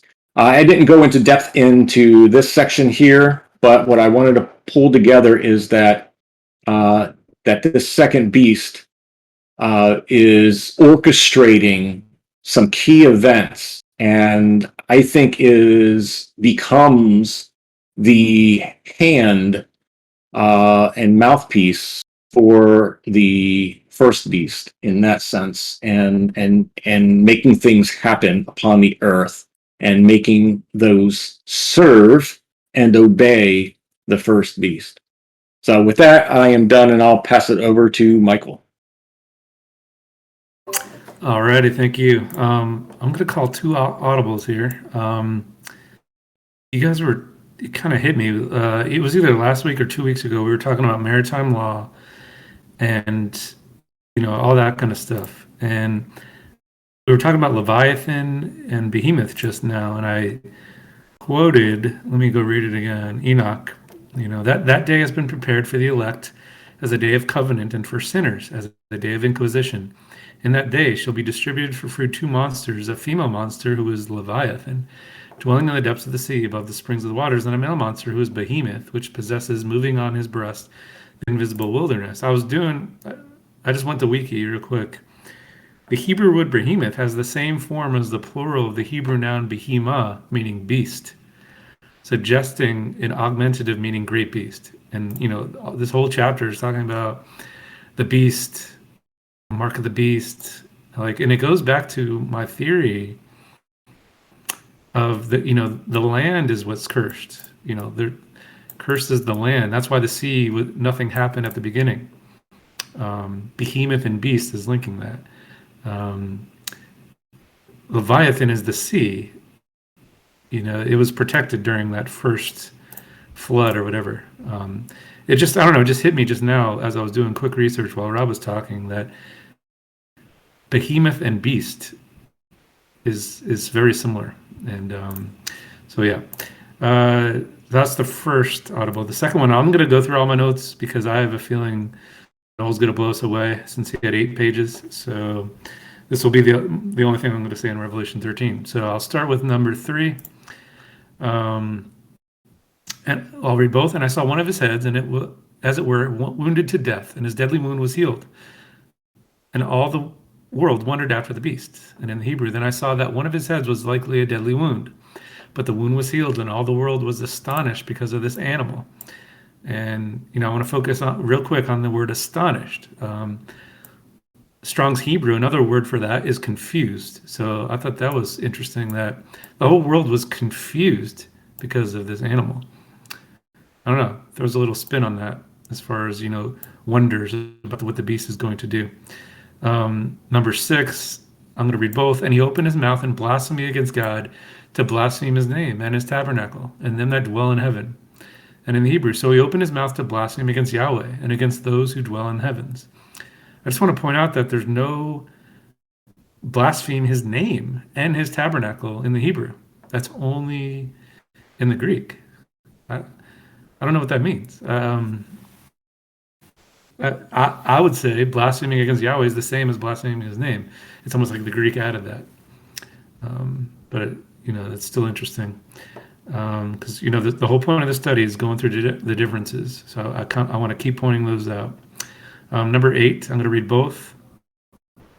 And all that dwell upon the earth shall worship him, whose names are not written in the book of life of the Lamb slain from the foundation of the world. And in the Hebrew, and all those who dwell on earth prayed to him, those whose name was not written in the scroll of life of the Lamb, who was slain from the beginning of the creation of this world. Cross-reference Daniel, again with Daniel, 12:1. Now at the time Michael, we talked about him earlier, the great prince who stands guard over the sons of your people will arise. And there will be a time of distress such as never occurred since there was a nation until that time. And at that time your people, everyone who was found written in the book, will be rescued. So some more differences. I thought it's awesome that prayed to him is the same as worshipped. To me, that is more clear. It's more clear. Worship is more vague. Hebrews says it's those who prayed to him. And another difference is, let's see. I love that in the Hebrew it says the beginning of the creation of this world. Again, in my opinion, it's more clear than what the Greek said, just from the foundation of this world. Okay, so the next thing I have is 10. He that leadeth into captivity shall go into captivity. He that killeth with the sword must be killed with the sword. Here is the patience and the faith of the saints. Hebrew, if one drives another into prison, he will go into prison. And if one kills another nephesh with the sword, he will be killed by the sword. And here is hope in the faith of the set apart ones. Jeremiah 43:11. So two cross references. He will also come and strike the land of Egypt. We've been talking about the similarities between Daniel and also Egypt. Those who are meant for death will be given over to death, and those for captivity to captivity, and those for the sword to the sword. We talk about being under the law, and it's a bondage. Being under the law. If you're under the law, or if you're breaking the law, you will be in captivity. You'll be thrown into prison. So it's those who are obedient that won't be under the law. Hebrews 6:12, so that you will not be sluggish, but imitators of those who through faith and endurance inherit the promises. Some more differences. I thought it was interesting. It says drives into another prison instead of leadeth into captivity. And then patience and hope. Those are synonymous according to this verse. 3 left, number 14. I'm going to read both. Actually, I'm just going to read the Hebrew. And he seduced the sons of man. We talked about seduced earlier with his signs and wonders, and said to those who dwell on the earth that they must make a carved image to the animal that had wounds of a sword, but it was healed. 2 Thessalonians 2:9. That is one who is coming, that is in accord with the activity of Satan, with all power and false signs and wonders. Again, seducing instead of deceiving. We talked about that earlier. And carved image instead of just image. Does it make it more literal that it's a carved image? If it's just the image of the beast, maybe you can get more metaphorical. Hebrew, it says carved image. Okay, so now for some of the good stuff I have on number 16. He causeth all, both small and great, rich and poor, free and bond, to receive a mark in their right hand or in their forehead. Some extra biblicals that talk about the mark, which is 3 Maccabees 2:28 through 29.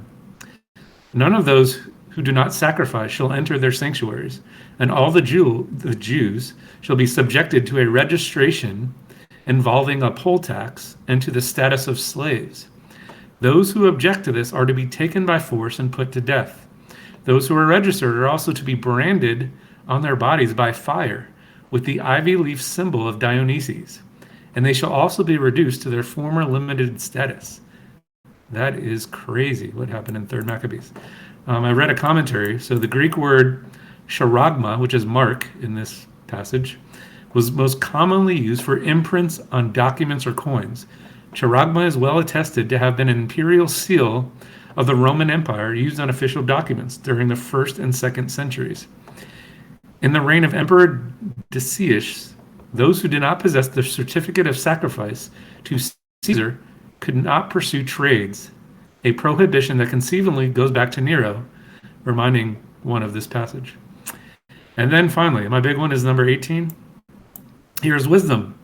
Let him that hath understanding count the number of the beast, for it is the number of a man, and his number is 666. And in the Hebrew, here is wisdom and understanding. Whosoever has insight needs to reckon the number of the animal, for it is the number of a man, and the amount found 666. So a little humor. I just want to notice the word reckon. Jokingly, maybe the country folk are onto something. I think it's funny that it says reckon. But I want to start with counting of the number of the beast. So this is interesting. That word counting is only used twice. It's Strong's 5585. To count, calculate. It's used here and then in Luke 14:28. For which of you, intending to build a tower, sitteth not down first and counteth the cost, whether he has sufficient to finish it? I thought it was interesting. It's equating tower like Babel. We're all about talking about Babylon and Nimrod and everything. So counting the cost is the same word as counting the number of the beast. Only used twice in the Greek. Okay, so now on to the number. I'm sure some of you know that some manuscripts say 616, but I'll be focusing on 666. So the weight of the gold that Solomon received yearly was 666 talents. And he was involved in extensive training of gold, silver, gems, ivory, cinnamon, spices, wine, oil, wheat, cattle, sheep, horses, and chariots. These are almost exactly the same as the things traded by the prostitute who rides the scarlet beast in Revelation 18. I don't think that's coincidence. More on Solomon. He collects 666 talents of gold each year. a huge amount of money for a small nation like Israel. Solomon gathers a large number of horses and chariots and even brings in horses from Egypt, just as Deuteronomy 17 warns. Collecting in horses and chariots takes Israel back to Egypt. And finally, Solomon marries foreign women, and these women turn Solomon to other gods. Also, I couldn't figure out why, but in the Bible, the number of Adonakim's descendants who returned to Jerusalem and Judah from the Babylonian exile was 666. The human body has 6 neutrons, 6 protons, and 6 electrons. This was a cool stat. Out of all the 2,000 Greek nouns in the New Testament, there was only one other word that has the exact same numerical value, the word paradosis, which translated to tradition. That equaled 666, tradition. The same word used in Acts 19:25 and Matthew 15:2. I forgot her name. What is her name? Holisa Elwine does a great study on all these, but she links man was created on the 6th day. That's no coincidence. So was the beast. She links it to the 6th seal, the 6th trumpet. She does a great job. Holisa Elwine. And then finally, then I'll hand off to Noel. Preterist theologians typically support the interpretation, and Noel already mentioned that 666 is the numerical equivalent of the name entitled Nero Caesar. Written in Aramaic, this can be valued at 666 using the Hebrew numerology of gematria. So that's where a lot of people also get Nero. Okay, that's all I got for Revelation 13. I'll hand it off to Noel. Well, I don't, interestingly enough, when I was going over my stuff this week, I did not prepare notes on 666. I will say, though, that one of the first questions I had when Hebrew Revelation was announced was, is it going to be 666 or 616? And if anyone doesn't know, I guess the controversy that Michael referred to is that scholars, claim that they have the oldest Greek document of Revelation, that it says 616 instead of 666.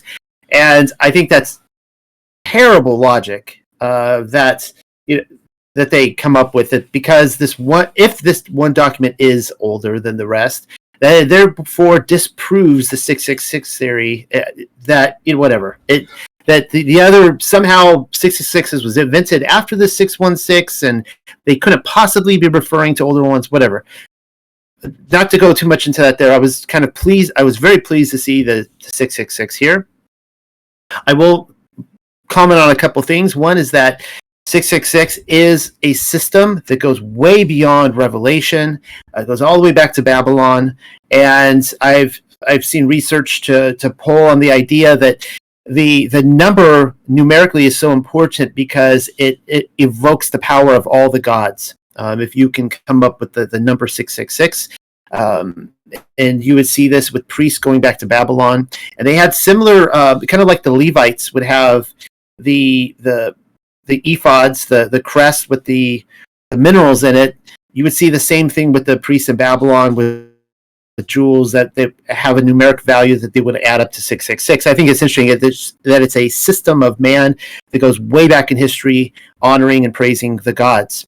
And the other thing I like that Michael mentioned was that talking about the certificate that would be in your hand. Now, we've talked about this in this group before. I'm not going to comment too much on this because it touches on territory that gets you flagged.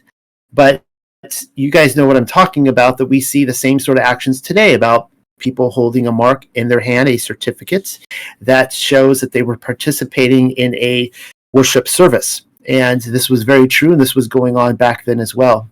And I think that's all I want to touch on 666. So let's go back to, and I guess I just need to, obvious that the system out there everywhere, we see it everywhere in culture. It's the science number. We see what did we see through the last couple of years? Stand 6 feet apart. How deep are we buried? We're buried 6 feet under. People, I don't think, are really buried 6 feet under, but they say that for a reason. And, the 66.6, tilt of the earth and all that. It just goes on and on and on. That number, we see it everywhere. Now, going back to the 7 heads of the beast, of this animal with the 10 horns. So I saw this recently, and this really tripped me out. And it's kind of like, oh, here we go again, because as you guys know, I've put a lot of research into serpent seed and the belief that I know this triggers some people, so maybe you want to cover your ears for the next 30 seconds, but the belief that Cain is the literal son of Ha-Satan through Eve, and that the sons of Cain are the seed of the serpent. Well, this is really interesting that I found on Augustus. Now, keep in mind that I believe that Augustus represents the second head, or the second king in the line of so many that was Return of the Beast. And this comes from an individual named Suetonius, historian. And this is what he has to say about the birth of Augustus. And here's the spoiler alert, guys. Augustus apparently had no father. He had the father of lies, but he had no earthly father, according to this. Augustus's mother, Atia, with certain married women friends, once attended a solemn midnight service at the temple of Apollo. She presently fell asleep, as the others also did. Suddenly, a serpent gliding up entered her, and then gliding away again. And now I just want to pause here and point out that the people through these mystery religions in these different temples in Rome, it was actually it wasn't uncommon for people to sleep with snakes. They worshipped the serpents, and these snakes had magical powers and qualities, and would make them, heal them, and so on and so forth. But this is interesting because the serpent entered her, and I don't need to describe that. I think you guys can visualize that. On awakening, she purified herself, as if after intimacy with her husband, so we know where the snake entered her. An irremovable colored mark in the shape of a serpent, which then appeared on her body, made her ashamed to visit the public baths anymore, and the birth of Augustus 9 months later suggested a divine paternity.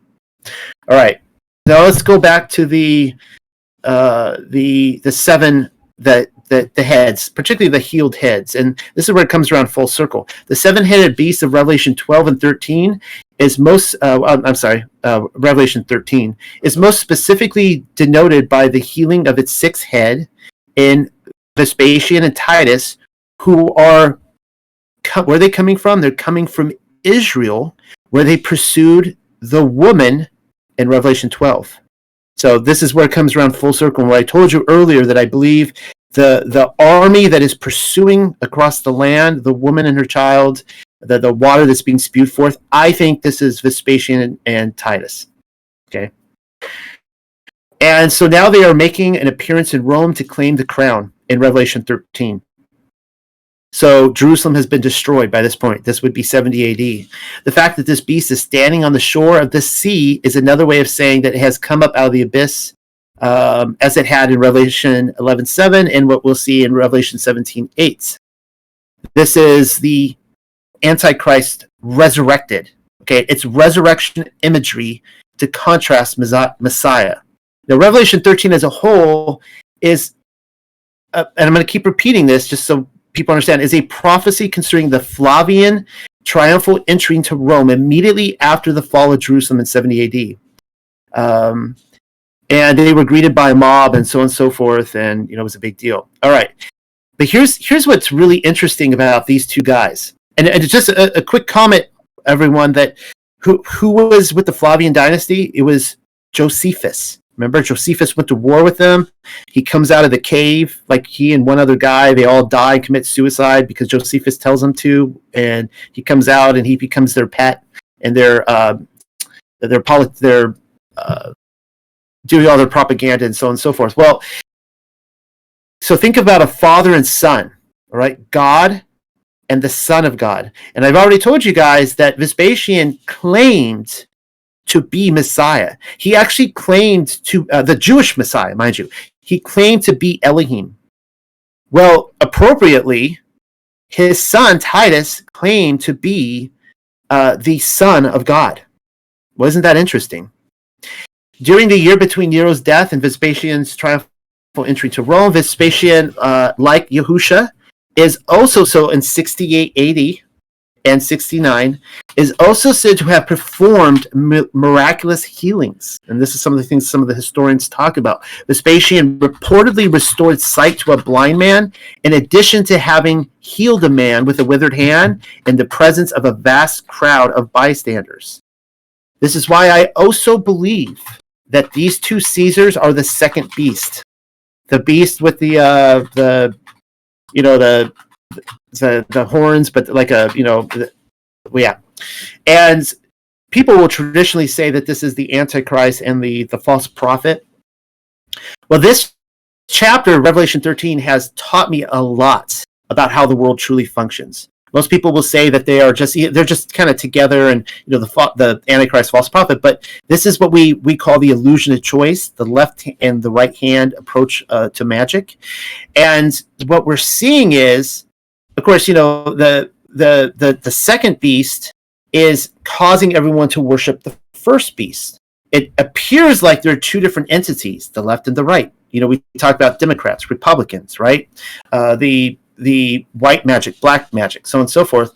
But here we see the second beast telling everyone to worship the first. They are, again, what I believe to be the Flavian dynasty coming up out of a dead beast and telling, okay, everyone, you're going to worship these guys now. You're going to worship this government. And it's important to note that the second beast comes from the land. So, Vespasian and Titus again. Let's see here. Okay, well, I did find this is kind of interesting. I just kind of sourced this, Genesis 3:19, which reads, "By the sweat of your brow you will eat your food until you return to the ground, since from it you were taken, for dust you are, and dust you will return." It's kind of a interesting little idea there. I don't know why I put that in there, but all right, let's move on. So Vespasian died on June 23rd, 79 AD. 2 months later, the volcano at Pompeii erupted. Titus died on September 13th, 81 AD, after only 2 years in office.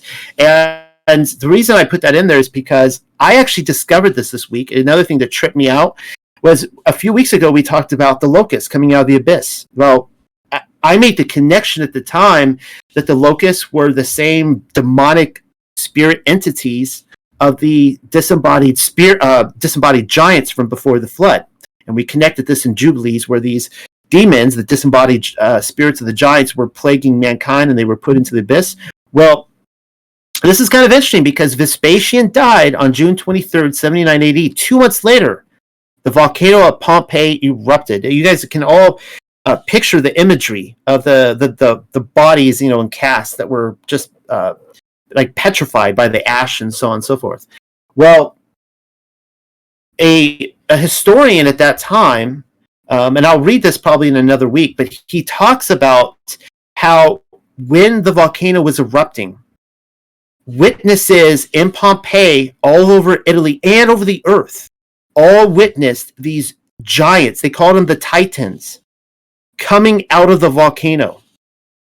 And these Titans were coming down into the city streets and then, of course, walking over the earth. And they were tormenting people. And they said at the time that the Titans were coming for their revenge. I'm like, well, that's interesting because that's what the disembodied spirits are. They're from the Titans. Interesting to note. Was that a fulfilled prophecy right then?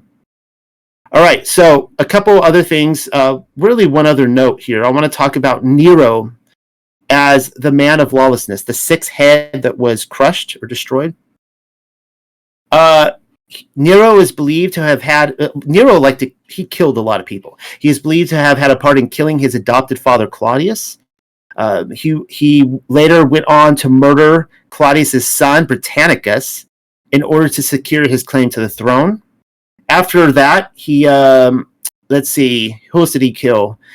He killed almost everyone close to him, including his mother, his aunt, his pregnant wife, Poppaea.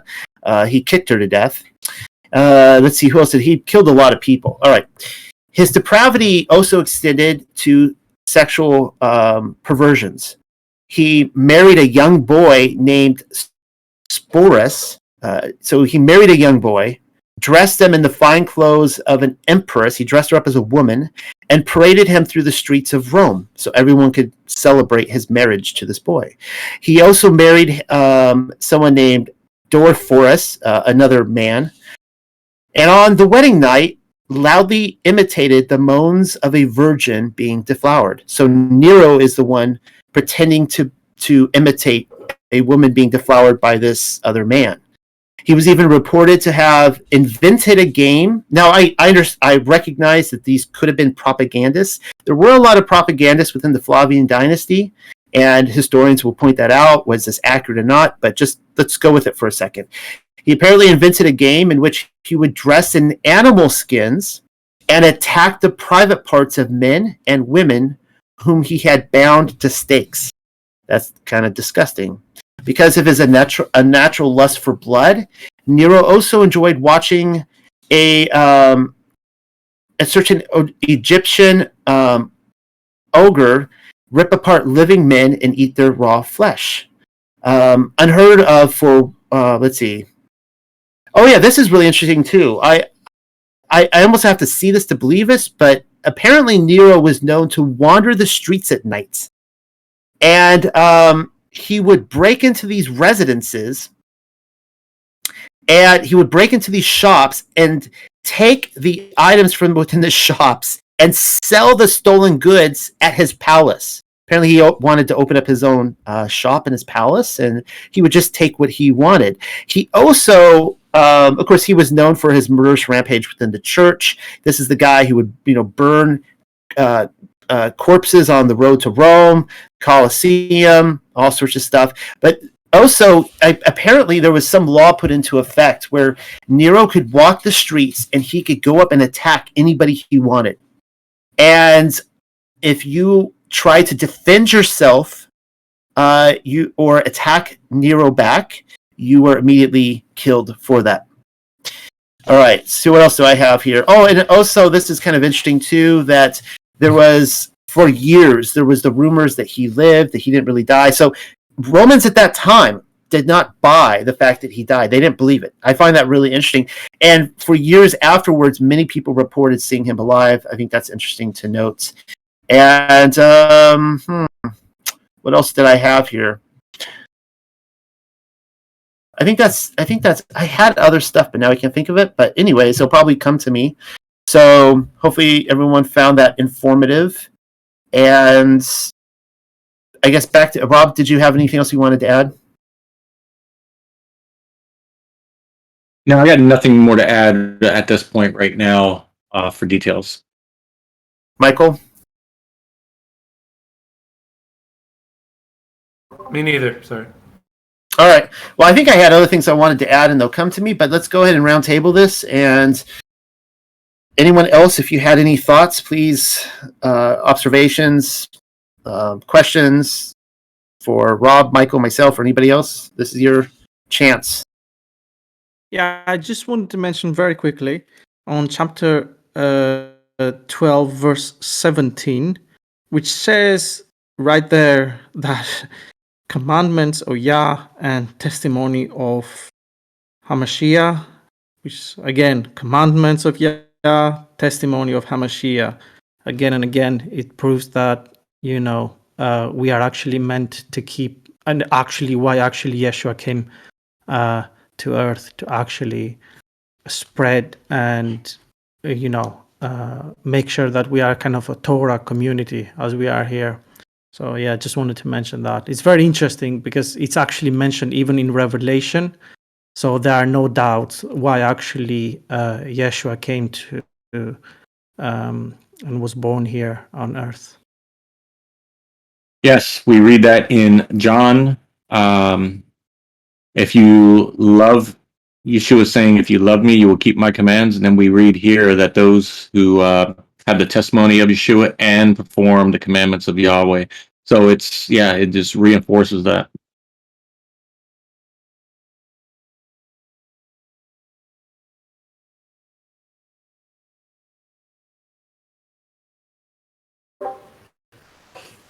Anybody got? Okay, go ahead. Sorry, I had a couple of comments. So, Michael, you were talking about Behemah. So, traditionally in the Bible, Behemah refers to a domesticated animal, and Chaya, which is the word that is used here, denotes other animals that are not domesticated. Soy, and it can also be translated to the word beast. And when it's translated to the word beast, it usually comes with an adjective with it. So it's chaya ra'a, like an evil animal. So the word beast is like, so behemah cannot be something mean because it denotes domesticated animals. The second thing I wanted to mention is in chapter 13, when I jokingly, which it's not a joke, I call them Beast Senior and Beast Junior, okay? Because we have the beast with the 10 heads and the beast with the 2 horns. So when Beast Junior is teaching people to worship Beast Senior, he's using the same verb that he's using in chapter 11 about worshiping Yah. Okay, so this is how, like, we are talking here about like the same type of worship that Yah expects from us toward him. That's what the people are doing with worshiping the beast in chapter 13. And then another thought that I had was when he was describing what he sees on the heads, he is describing the words that are traditionally used in the Bible to mean blasphemy against Yah and curses, the word curse toward Yah. And so for me, when I saw it, it was really clear that this beast, the beast senior, the one with the 10 heads, represent the ultimate, the ultimate going against Yah, going against El Elyon, and committing the most horrific crime from the Torah perspective of cursing El Elyon, which is a sin or a crime that demands a death sentence. So the verse that Rob mentioned before talks about actually Yah demanding that the Israelites will stone and kill the person that cursed Yah.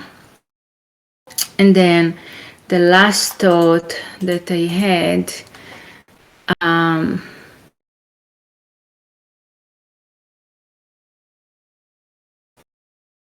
okay, the last thing I wanted to mention is regarding the idol. I'm just wondering, like, if any of you, Noel, Rob, or Michael, if you have any thoughts about the fact that he actually animated, like, he was able to animate the idol. He was able to breathe, to put spirit and nefesh in an idol. This is, for me, it was kind of shocking because, I mean, it's very clear in the Bible that only God can do something like this. So I'm just going to pass it to you, and I would love to hear your thoughts. Well, I do have some thoughts on that. Unfortunately, I don't have the notes in front of me, but I actually read this great biography a few years back on the history of Alexandria, the city of Alexandria, and it was in the first century. There was a man who I don't recall his name at the moment. He was very well known. He was kind of like he actually was the designer of what we would call animatronics, and he did all sorts of stuff where he would create these images of gods, and they would be animated, and they would do when they would come into the temples. And so this was really popular in Rome, and it came from Alexandria, but they would have like these animatronics or these what we would call laser shows, but like pyrotechnics with flames and fire and voices and these different machines would do these different things.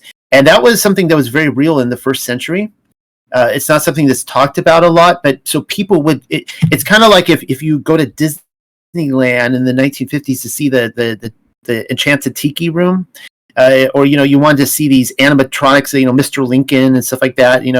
It's the same thing. If you wanted to go to these amusements, you would go to the temples and you would see these the latest talking god, and then there were other more, of course, perverse things where they would actually kill people or sacrifice them to the gods. And the famous one comes from Revelation, where Yahuah personally mentions his name. I can't recall his name at the moment. Someone else can throw it in there.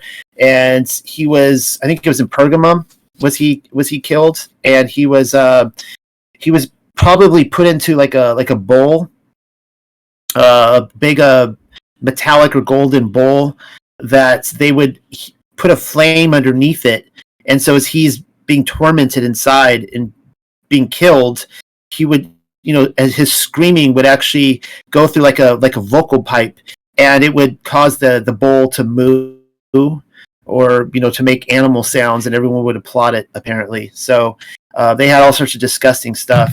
I do want to point out really quickly, I dropped in here these images of these, well, what are they? The helmets of a Roman standard bearer. And so if you were living in the Roman Empire in the first century and you had a platoon, or I guess a legion, a group of these soldiers walking through your town, through your streets, the man in the front would always, the bearer, the flag bearer, the Roman legion bearer, he would always have these animal skins on his helmet. It could be a lion, it could be a wolf, it could be a leopard, but there are all these animal beasts. And so it was kind of interesting and just kind of reminding people, I think that if you're describing these governments as beasts, they would look at this and go, oh, okay, yeah, I see it. I get what they're saying. Because Rome was actually identifying as these beasts, like the spirit of these beasts. Yeah, my added comment was with the technologies. I mean, think about the technologies that we have today and how some pieces are highly advanced and other pieces have gone like nowhere. Like the automobile in the last 100 years hasn't much changed at all, other than some electronics and more efficiencies. But we see many other things going much further, whether it's the phones and maybe computers, but even at that is being paced at a certain rate for certain purposes. So I can only imagine the hidden technologies from the researches that I'm sure many of us have come across and done with what's out there, and the robotics, the AI, the holographics, that ability, I mean, invisibility, even talking about time travel, all that type of stuff mixed in. It wouldn't surprise me with what they could pull off with fooling many people. I mean, even now we see things on the television where we can see their mistakes. Well, I know what's coming around the corner is going to be something where you're not gonna be able to tell. So that's how I would see this the spirit and the flesh being put into this image or idol is going to be so real and so lifelike, and I would wonder if there is something more to it. Maybe a spirit of a fallen one being put into it. I don't know if that's even possible, or or they somehow create a way or find a way to do so, especially with the D wave and all of that communication that they're tapping into. So we shall see. I think that what caught my attention is the word nefesh. It's a very special word in the Bible. With all the technology that we are seeing, and probably that is hidden from us, because I'm sure the technology is a few decades ahead of what they are showing us. Still, they cannot put nefesh in technology. So that's what caught my attention. Yeah, it makes me wonder about two things when this topic comes up. Is they're already talking about uploading your consciousness so that you can perhaps load it into a machine and live, quote, forever. That's one view. And then the second is what if they do, or the enemy, the adversary, finally figures a way of capturing a nefesh from whether it be Nimrod or whatever spirit out there, and placing it into an idol. So I don't know. Those are some things to think about. I forgot to mention one more thing. In the last verse, we mentioned that in English and Greek it sounds like it says count. Actually, the word it is using is very interesting. It's the biblical word for count is different. The word it is using is calculate. So he's expecting us not just to count, but really like run a formula here and calculate and come up with 666. That's interesting. That can mean a lot of different things, whether it's the numbers of certain things to calculate it, or if it means to piece together, and figure it out. Interesting.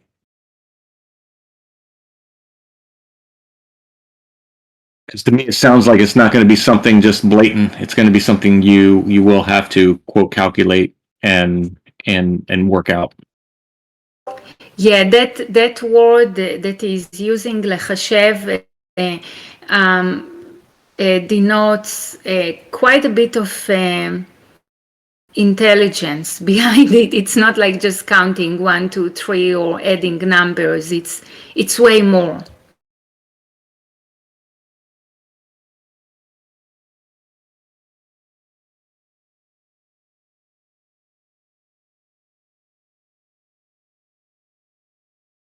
I love what you dropped, Andy. I have another one like that myself. Yeah. I'll look for it. Yeah, it's very interesting. The way it works actually is just that from what I look at it, it's just that people can talk through the giant, which is basically self-worshipping, because in a sense you can make that giant with a hologram look like Spider-Man, just you name it, or even Einstein or whoever else they can think of, and then you can speak through the giant, which is similar to what Ronit said, that how did they actually make a giant or an image actually talk. So basically they're trying to copy that now, and yeah, this is what actually brought it to mind.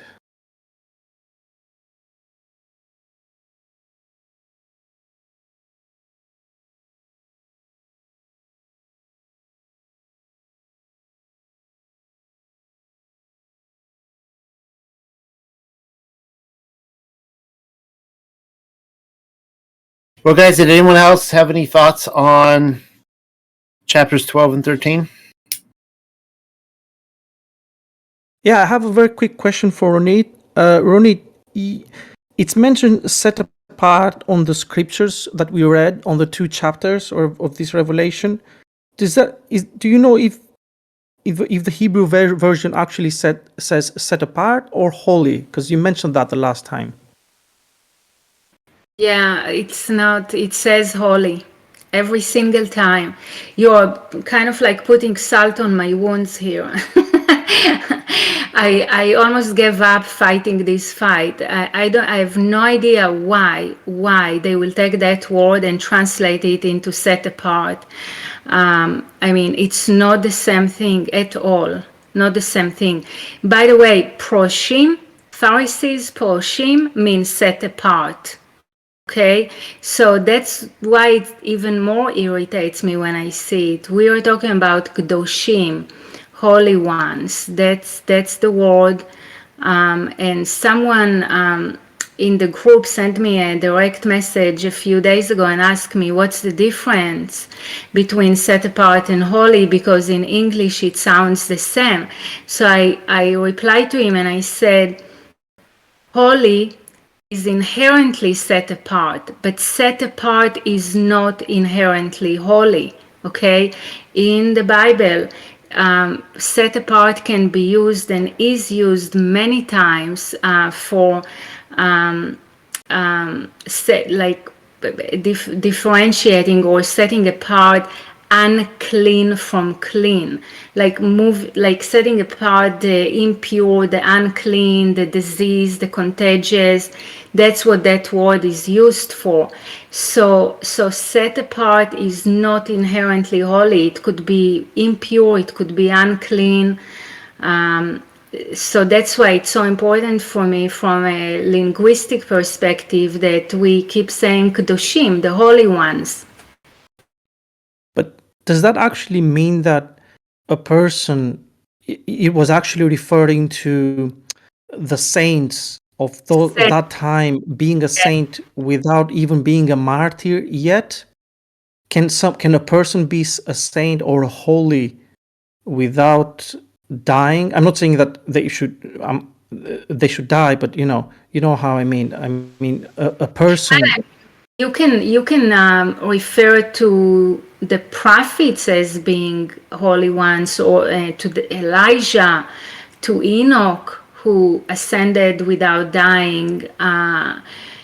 So there are definitely examples of saints or holy ones in the Bible prior to resurrection.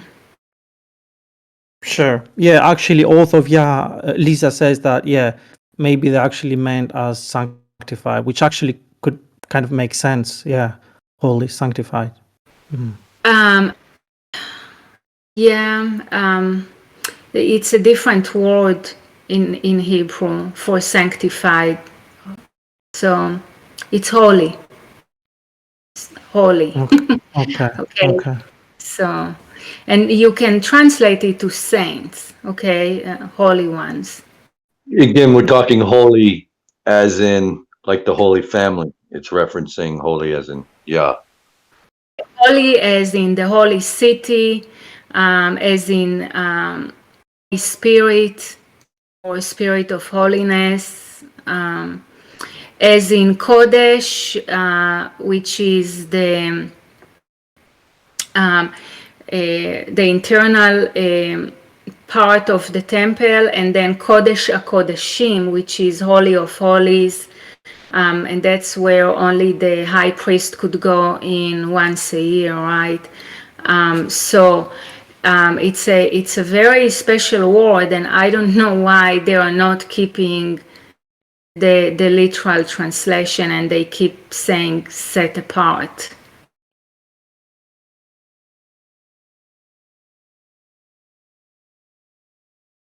Well, Andy, I did drop in there my meme I made regarding that these giants images that they're putting forth that will be holographic and change and so forth. And I also put in there Ascension of Isaiah, which chapter 4, verse 2, which is literally talking about this chapter in Revelation of the second beast having power and miracles in every city and region, and he will set up the image before in every city. So Ascension of Isaiah talks about this chapter of Revelation.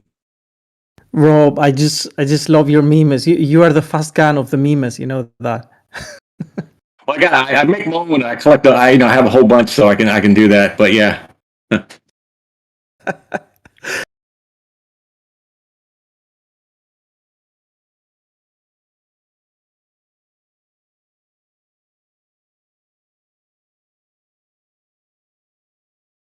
Does anybody have anything else to share? What was spoken about before we close this out?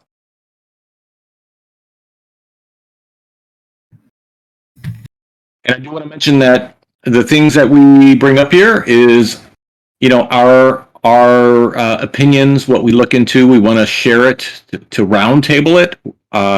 What I share is not what I think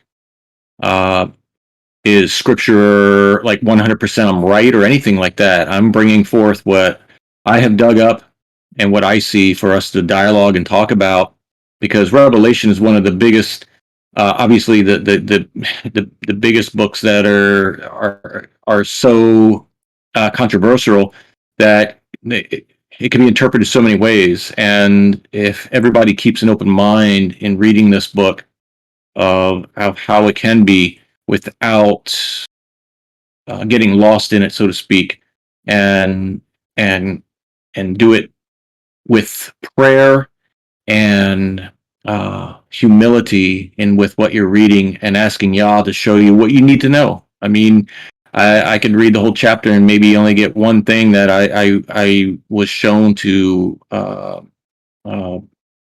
think about or look out for, etc. So that's what I try to do, is just bring whatever it comes forth to me, and if nothing comes forth, I drop in some nice little slides for people to see or follow along. So I hope those are helpful. And once again, that's why we open it up to a roundtable for people to talk, give opinions, and liven up the discussion regarding that, because none of us here claim to be the scripture gurus, but we're here to study them out and share the things that the Ruach is putting on our hearts. Yeah, thank you, Yeah. Rob.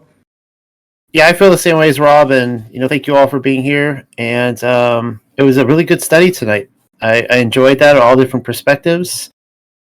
And I forgot to mention before we started that I drove from South Carolina to my current destination, and I did not bring a plug or a charger for my computer. So I've been working my computer this whole time with watching the battery just go. It's almost at the bottom, so it's going to shut down here real soon.